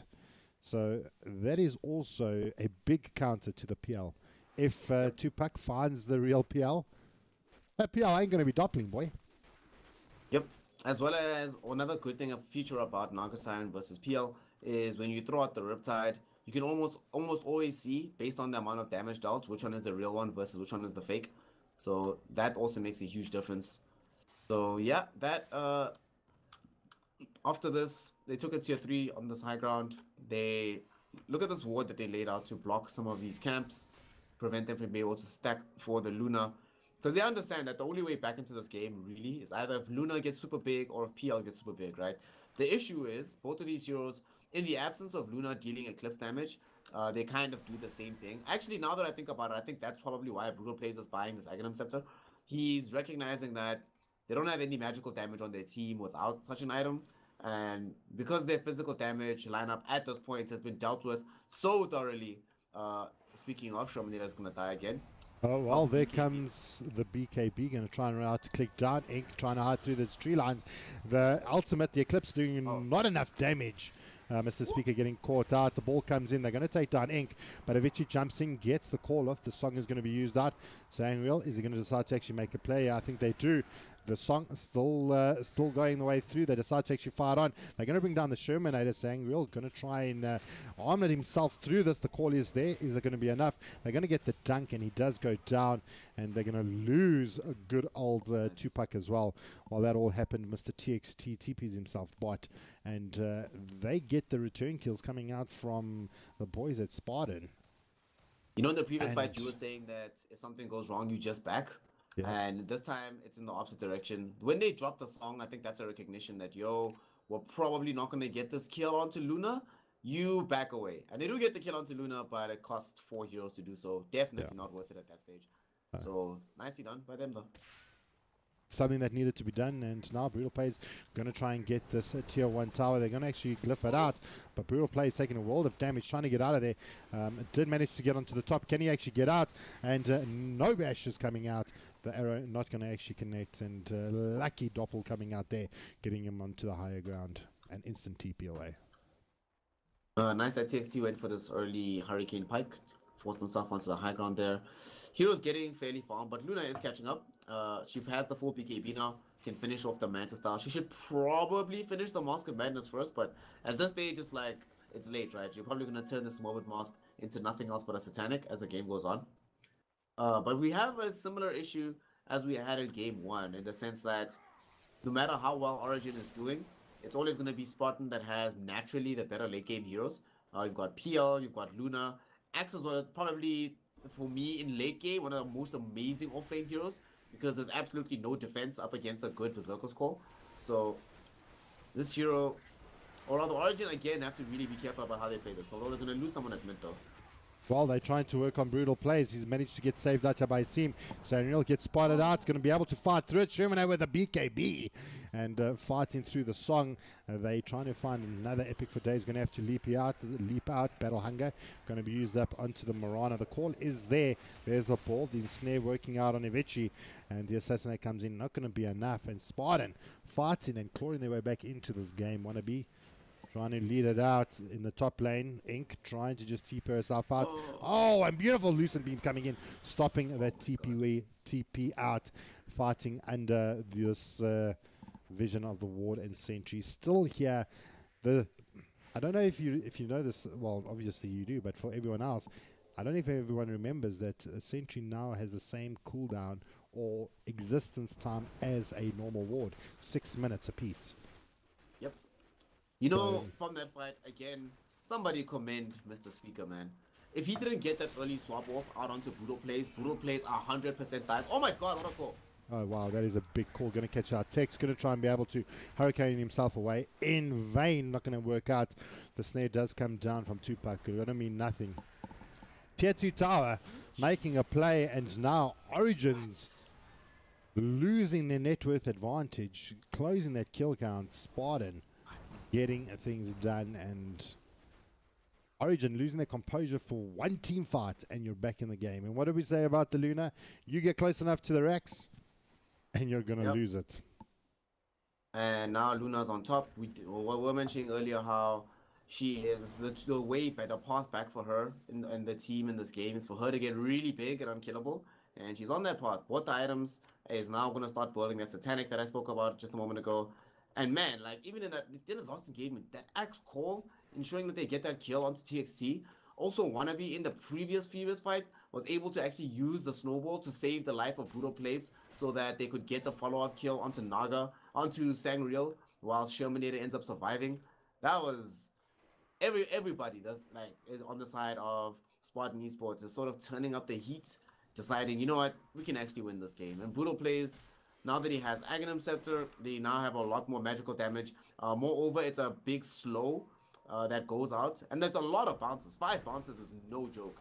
So in the midst of these team fights, unless they already have a bunch of Naga illusions ready and propped down to tank up most of these Spirit Lance charges, it's gonna do quite a bit in these fights and prevent the Mirana from being able to have her way with people and just run in, especially making sure that Sangreal has a lot more of a difficult time getting to the, oh, never mind, just bought BKB. I love how you say it. I just bought BKB. So that is done. And we're going to see how this game pans out. The vision comes in from Tupac. The assassinate comes out onto Wannabe. And Snare, this looks like this could be the next team fight is going to be the make or break. And 2K net worth lead is absolutely nothing. The kill count to me means absolutely nothing at this point in time. Spartan has caught up where they've needed to catch up. And now Origins need to parry this themselves around the next fight. Oh wow, good dodge coming out from the snare using the Manta. The jump comes in, but Sangreal going to fight through this, has actually BKB'd up. There's the swap, trying to keep the Shermanator alive. The Eclipse does come down. Avicii goes down as well as Epic for Days. Mr. Speaker down as well. Tupac trying to survive through it. Sangreal right-clicking in the back lines. But now the buybacks do come in. Shermanator has been stunned up, but it's not going to be enough as they do eventually lose Sangreal. And now the Luna is alive.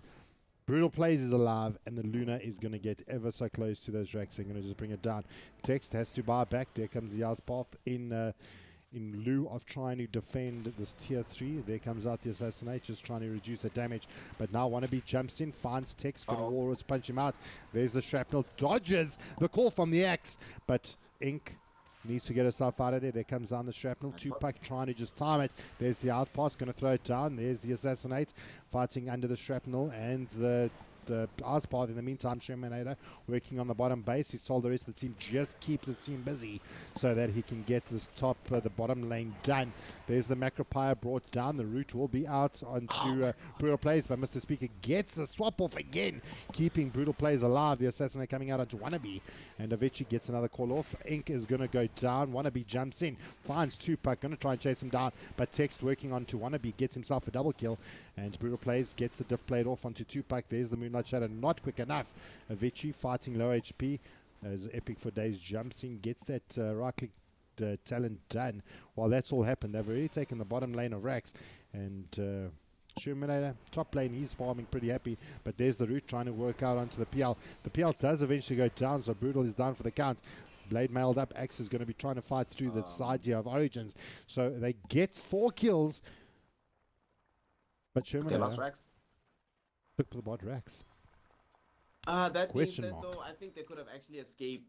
Speaker was gonna die no matter what, because okay, so once again, Mr. Speaker, you know how long ago that fight started, like all the way back in the mid lane, and their Shermanator once again came like 400 HP close to dying, gets swapped back by Mr. Speaker, kept alive, allows him to win that fight. And then on the high ground, Mr. Speaker again swaps out Brutal Plays, puts him on the low ground, ensuring his escape. So honestly, Brutal Plays and Avicii didn't need to die. Wannabe couldn't escape dying, nor could Mr. Speaker. But at the end of the day, it's not who died that matters, the fact that they got Rex. And if they don't get Rex right now by this lineup, then they still will feel pretty good about this. I don't think they're that sad. And there's actually only, oh no, both of the PLS buyback as well as Tusk having buyback. But without Avicii having buyback, I think you can actually defend this. You can actually push this if you really want to, especially because DK is alive and does have ultimate in 5 seconds. Well, is that what the call's going to be? I mean, Rosh is up. Maybe that's an option for them to actually jump in and do. The call, let me think. They've got Glyph, 30 seconds. Yeah, I think the call is actually you make the call to take this fight. Because you've got 30 seconds without, you're going to be playing 4v5, 4v4, right? Without the axe. And I think Yeah. without Axe 4v4, the Origins lineup is stronger. What's been the game changer, you'll probably notice that every time the Axe gets off a good call, the fight goes well for the side of Spartan. Every time the call is not so good, the fight doesn't go well. I think one of the best examples was just now after we saw the buyback coming in from the sniper to wait, did he buy back or did he just survive the previous? He just respawned. He bought back. And No, he did buy back. right? He did, yeah, right. Yeah. So he bought back. He comes into the fight. There's an ice shot that catches him and Jakiro, and he hurricane pikes through the ice shots. Immediately afterwards, Axe catches him in a core as well as the Jack. But because of the fact that Sniper's not inside it, he's unable to get that immediate kill onto him. He starts retreating. The whole team starts retreating. They all get songed, and that sets up for at least for the continuation of the fight. But yeah, without Axe, the point is without Axe, you definitely make this play, especially because they know for a fact that Axe brought back 2 engagements ago to try and defend the base. So yeah, I would definitely go high ground if I was them right now. I suppose also forcing a buyback is also really good. They're going to use the glyph as well. So they do get the brutal buyback. I think they may look at actually... We'll see what they actually do. The blink does come out from Samuel just to back off. And the TP will be out there. But Speaker in vision going to get the swap off. And they're going to get the kill onto the Naga. So maybe just deciding, right, well, let's just back off and sacrifice the Naga for that. But I mean, look at the threat of the Naga. I mean, look at the amount of sentries that Spartan has actually placed around the rush pit. I mean, this is 3 sentries in pretty much an Illuminati position. Make that 4 now. Look at this. Look, 1, 2, 3, 4. That is so much threat that Epic for Days is putting on the map that the Invis tax is punishing the supports here for Spartan. But Wannabe just seeing what is happening here in this off lane. While that's all happening, Sanreal, he's actually pushing up bot. Going to lose the Ice Dragon form. Is going to push this up. Brutal Pace picks up the Aegis. This may be their call to actually push. The Naga is down for 40 seconds, so they don't have the save from the song available to them. And that was a dieback as well, so they know that there's no buyback either. You know how you know Mr. Speaker's a god? If Mr. Speaker didn't find that kill onto Naga, exactly where she was, and her being the one hero who could not buy back, they would not be able to go for Roche, because the fear would be, we try Roche, immediately they come, they counter us, they song, they surround us, they destroy us in that small area. But because Naga is the one that's dead, it's like, well, what do they really have besides Ice Path that's really going to threaten us in that small code? So creates an opening for them to grab the Aegis. Everything just goes out well there. Now they can try and mount this push at top. Well, they're hiding. Let's watch Avicii. For me, he's the guy. Where he goes is where their fight goes. Well, it's going to get revealed with the smoke. He's looking for the jump. Starfall comes down. Macropie is going to actually cancel out the blink from the axe.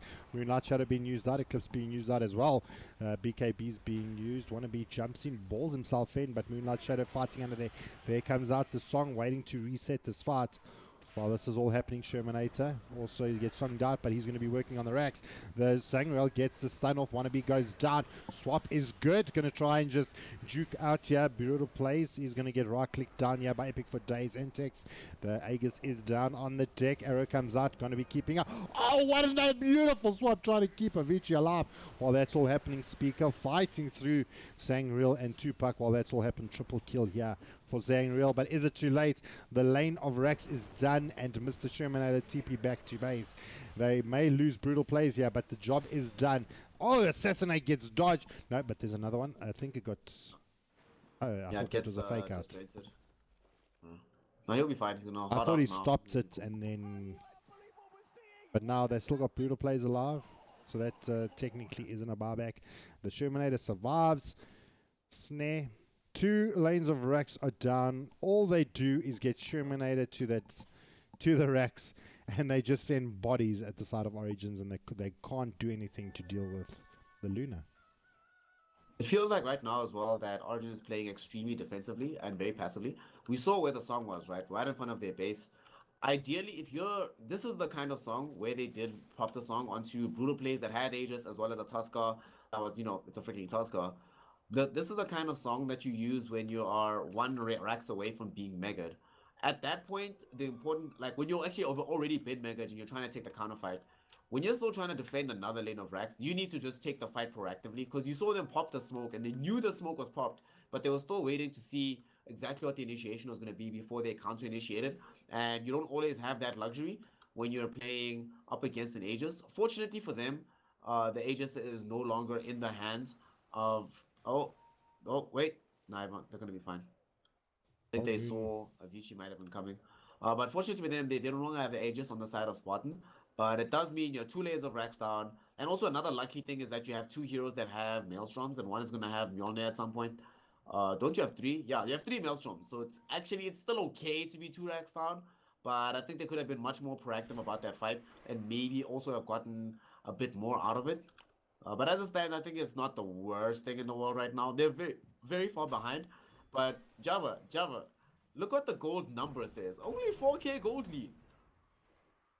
So what that tells me is that a lot of your net worth is sitting with the Luna. Majority of it is sitting with the Luna. So there is a big tilt in what this game is telling me. I even just want to have a look at the graphs. Okay, so Spartan Esports sitting in looking at the graph. I mean, Origin was looking really good, came back into Spartan's favor, and has dipped and daddled a little bit, dancing around there.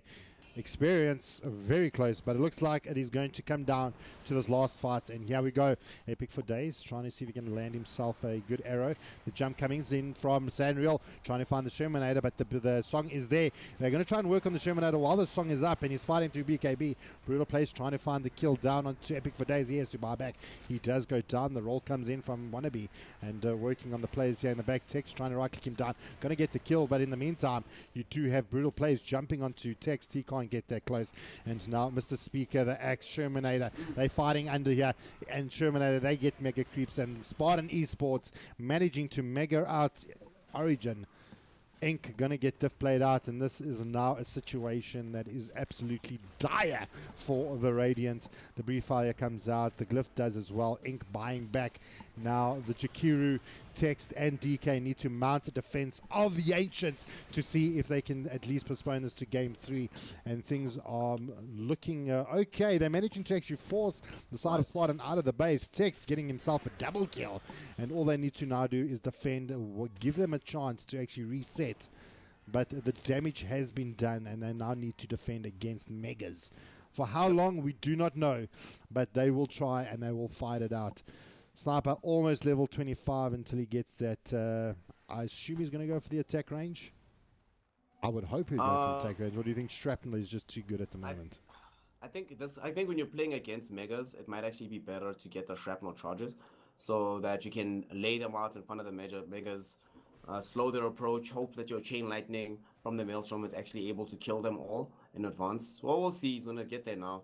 And did he buy back in that last engagement? I mean, he doesn't have the money. He did, yeah. Text says, yeah, he did have to buy back. It just came off cooldown, or he just got enough money to actually get the buyback. So as Inc. bought back, Sanriel bought back, and so did Text. So the buyback status is at the moment, we have a look. The only buybacks available is going to be the Shermanator, the Avicii, and Mr. Speaker. Only buybacks available, and they're all sitting on the side of Spartan. One of the issues that we're seeing in these fights as well is Shermanator is no longer... It's been so long since we've seen Shermanator die. We've got so much backup on this team, and what she's doing and be able to do on this Luna. And we saw in that last engagement, could have almost gone down, but pop Satanic, get enough HP to just get out of trouble. And yeah, the primary job of the Luna is to take structures. I actually want to see Luna's building damage after this game. I'm sure it's like through the roof. And they're going to try to end the game soon. AC now available for Avicii. Yo, I'm not actually sure between Avicii and Mr. Speaker who my MVPs are, because both of them have just played phenomenally the entirety of this game. They've actually played really well. The saves coming in from the Venge being on point. Avicii getting those beautiful calls off. But it looks like they're going to bump heads here a little bit. Moonlight Shadow coming down. There's the song catching out too. And Mr. Shermanator hasn't had a chance to pop BKB. Flutter is up onto the BKB. They're going to lose Mr. Speaker really quickly. They do drop the Eclipse. Wannabe trying to roll in, but he's going to try and fight it through. They may actually lose Puck. No, they don't. Shermanator goes down. Now Avicii. He's going to be caught out, but the punch does come out, trying to work his way onto Inc. In the sidelines. Epic for Days trying to bring down Wannabe. He's going to get the badge off. Is it going to be enough? No, it's not. The Ethereal Blade going to do its work, saying, well, going to try and fight through it, but the Ink drops the Ice Path, trying to control down Brutal Plays and Avicii. I don't think it's enough here for the two to actually deal with it. The Venge is approaching really quick. Ink going to be able to Glimmer Cape up. For how long, we're not sure. As she's trying to juke herself around, but the magic missile is there. While that is all happening, the Marana and Tex had to get back to base to defend Epic for Days. Super low HP. If they get caught out here, big problems. Only 2 alive for the side of Origins, but the Luna has done enough damage. Brutal Plays is around, and it is doing more than enough damage to actually deal with this, with the presence of the Vengeful Aura as well. Avicii jumps into the base, takes down Epic for Days, and I think that is it. Murder, She Wrote, as Spartan take the series 2-0. I mean, this has been a phenomenal series that I have seen.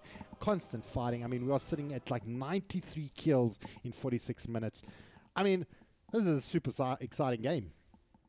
Yeah. Was a super exciting game. Wow. It was really exciting. Very back and forth. Neither team was willing to give up. Both teams were actually willing to play the game and even take fights that weren't even necessarily that advantageous for them. Realize that, rather take the fight sometimes than not. And okay. Let's see. How much bowling damage do you think it did? Right, well, before we go there, because as soon as I exit out my main screen, I'm going to be saying goodbye to the people that are in the in-game client. So before that happens, to all of you that joined us, that is it. Spartan Esports will get themselves a seat at the LanX LAN down in Pretoria in the middle of July. They're going to have a chance to go up against the top teams in SA to try and get themselves a little bit of dough. But we have to say goodbye to Origins, even though they put up a formidable performance and maybe an unfair loss in the first game. Or not unfair, but just that's the way the cookie crumbles. So from myself, Jabba and Snare, we wish you guys a good night. For those of you that are still on stream, we'll go through some post-game analytics with Snare. For now, we hope that you enjoyed your Wednesday and have a great week further. Good night and God bless. Right, and for those of you that decided to stick around for our post-match analytics with Snare himself, Snare, what screen are we looking at? All right. So scoreboard, right? Yeah, we at the scoreboard. Just look at his building damage on Luna. 14,000 building damage dealt by this Luna this game. Wow. That is insane. That is remarkable. That is, but that's why you pick Luna. This is the kind of thing that this hero is able to do for you. 474 last hits. I have to say that, like, these supports on the side of Spartan Esports really enabled their core heroes to get super big this game. I think we've actually seen very good support play. For me, the supports overall from both teams have been the best players, and they've just made their teams everything there is. And also, Avicii, what a guy. Every single call was on point this game. And I don't think it would have been possible for either. Look at how much damage he dealt, actually. He dealt a ton of it. Well, I don't think we should look at regular damage, because in a game where there's 93 kills, there's going to be a lot of damage dealt to everybody. So it kind of muddies the waters, where it's difficult to know exactly who was actually getting the damage off, in what circumstances, in what context. But at the end of the day, it was a really good game from Spartan. Especially from Shermanator and Brutal Plays, taking advantage of the space made for them by their two supports. I mean, look at this net worth graph. Look at this one point where Luna just started accelerating and never stopped. And I think this is just after she finished her Satanic. And she was like, oh, well, I can't die anymore. I'm just going to farm aggressively in the places where, as much as the enemy might want to contest me, they just can't. And we see what happens when Luna gets big. Right, so let's do some post analytics here. Net worth changed. Text was pretty much top of the log with the DCAT around about the 30-minute mark. So at the 30-minute mark is where Luna started excelling in terms of net worth. So let's go to player items and let's go to the 30-minute mark. Let's see what the Luna picked up at that time. And that is around about... Yeah, and that was it. As soon as she picked up the Manta, boom, thanks for coming, pushed out the lanes, and that pretty much started putting the nail in the coffin for the boys of Origin Esports. Yep, that's exactly what it was. And there comes a point, right, when you're playing Dota sometimes where you know what is about to happen. And again, that's really interesting, Java, the fact that the same situation that happened in the previous game when things started going south. Because in the previous game, for Spartan, the game started going south for them when they failed that one high ground push through the mid lane. got defeated, and as a result, a couple of key things went wrong like a few minutes after that. This game, somewhat similar. Origin pushing through mid, actually make the tactical decision to retreat, but it turns out that Mr. Speaker is a god. He picks off the one hero that could have actually ended the game within the next couple of minutes against Spartan, which is the Naga Siren. After Naga's dead, they're like, wait, no one can stop us from Roshing. After they take Rosh, they're like, wait, they don't actually have what it takes to kill Phantom once or twice. So that changes the entire game. They feel completely confident to just march up through the top lane, get a LanX, and then suddenly you're 2 racks up, and the game looks basically impossible for the enemy team. Yeah, that was super great. I want you to, and Mr. Speaker, before we go into my next point that I want to just make, is that Mr. Speaker spent like almost 5,500 gold on wards, sentries, good stuff. Yeah. The scoreboard, what was the value? 5-3 on smoke and dust, sentries, wards, couriers, and all that good stuff. But one more graph that I want to have a look at before we sign off. Have a look at the team XP and net worth with the win probability. The win probability comes in again at the 32-minute mark, and that was pretty much the same timing as the Manta comes out on the Luna. So, I mean, no big other items being picked up for the team. Maybe the hood up on Wannabe was a little bit of a difference, and then the build into the Satanic and Harder Tarask for both Shermanator and Brutal plays. So big things happened around the 35-minute mark that just kind of destroyed the hopes and dreams of the boys of Origin Esports. But that is it nonetheless. Snare, it has been an absolute privilege and an honor to cast this game with you. I had a lot of fun. This game was really exciting. And I can't wait to see what these boys bring to the LAN event. And I hope you will join me at the event. I know we've already spoken and you're going to do your best to be. Yeah. I have like a lot of other responsibilities for that exact time. But yeah, I'm going to do my best to be Dota there. is responsibility. Dota is responsibility. Can I say one more thing, actually? You know... Yeah. Why it might be worth it for anybody to go to the LAN, especially if you're playing support, right? Just so you can watch Mr. Speaker, because in this game, he bought more support items than all other heroes combined, stacked more camps than all other heroes combined, got more saves off of key crucial heroes than all other heroes combined, and gave up his life for the cause more than all other heroes. So you want to learn how to play support, literally just watch this game, watch what he was doing as Venge, and you'll be happy. It'll be like, cool. I mean, he was poor. He had Tranquil Boots and Glimmer Cape. That's all he had. Okay, and a Wind Lance. But I mean, a Wind Lace. Yeah. Wind Lace, nothing else. Just like, oh. Yeah. It was just a really impressive performance. Right, well, so that is it. We're going to do a dutifully beautiful sign-off. Thank you guys for joining us on this beautiful Wednesday evening. That is going to sum up the semi-finals here for the Ballistix Masters. The first team to get their seat at the LAN will be Spartan Esports. Well done to the lads. We hope to see you guys. I know I'll be at the event. I will be able to be casting your guys' games, so you better bring me some more epicness as we saw here. But for myself, Jabba and Snare, we wish you guys a wonderful evening. If you do wish to follow us, you can follow me at Jabba Gaming. I'm pretty much on all social media platforms. And you can follow Snare at _Snare_ on pretty much the same. He's got, Snare has actually been doing some casting of the TI qualifiers on his Twitch channel. So if you guys have got nothing to do during the days, go hit him up, give him a sub, give him a follow, and yeah, catch him up on Twitch. But that is it. We're going to love and leave you from ourselves. Good night and God bless. Yes, folks.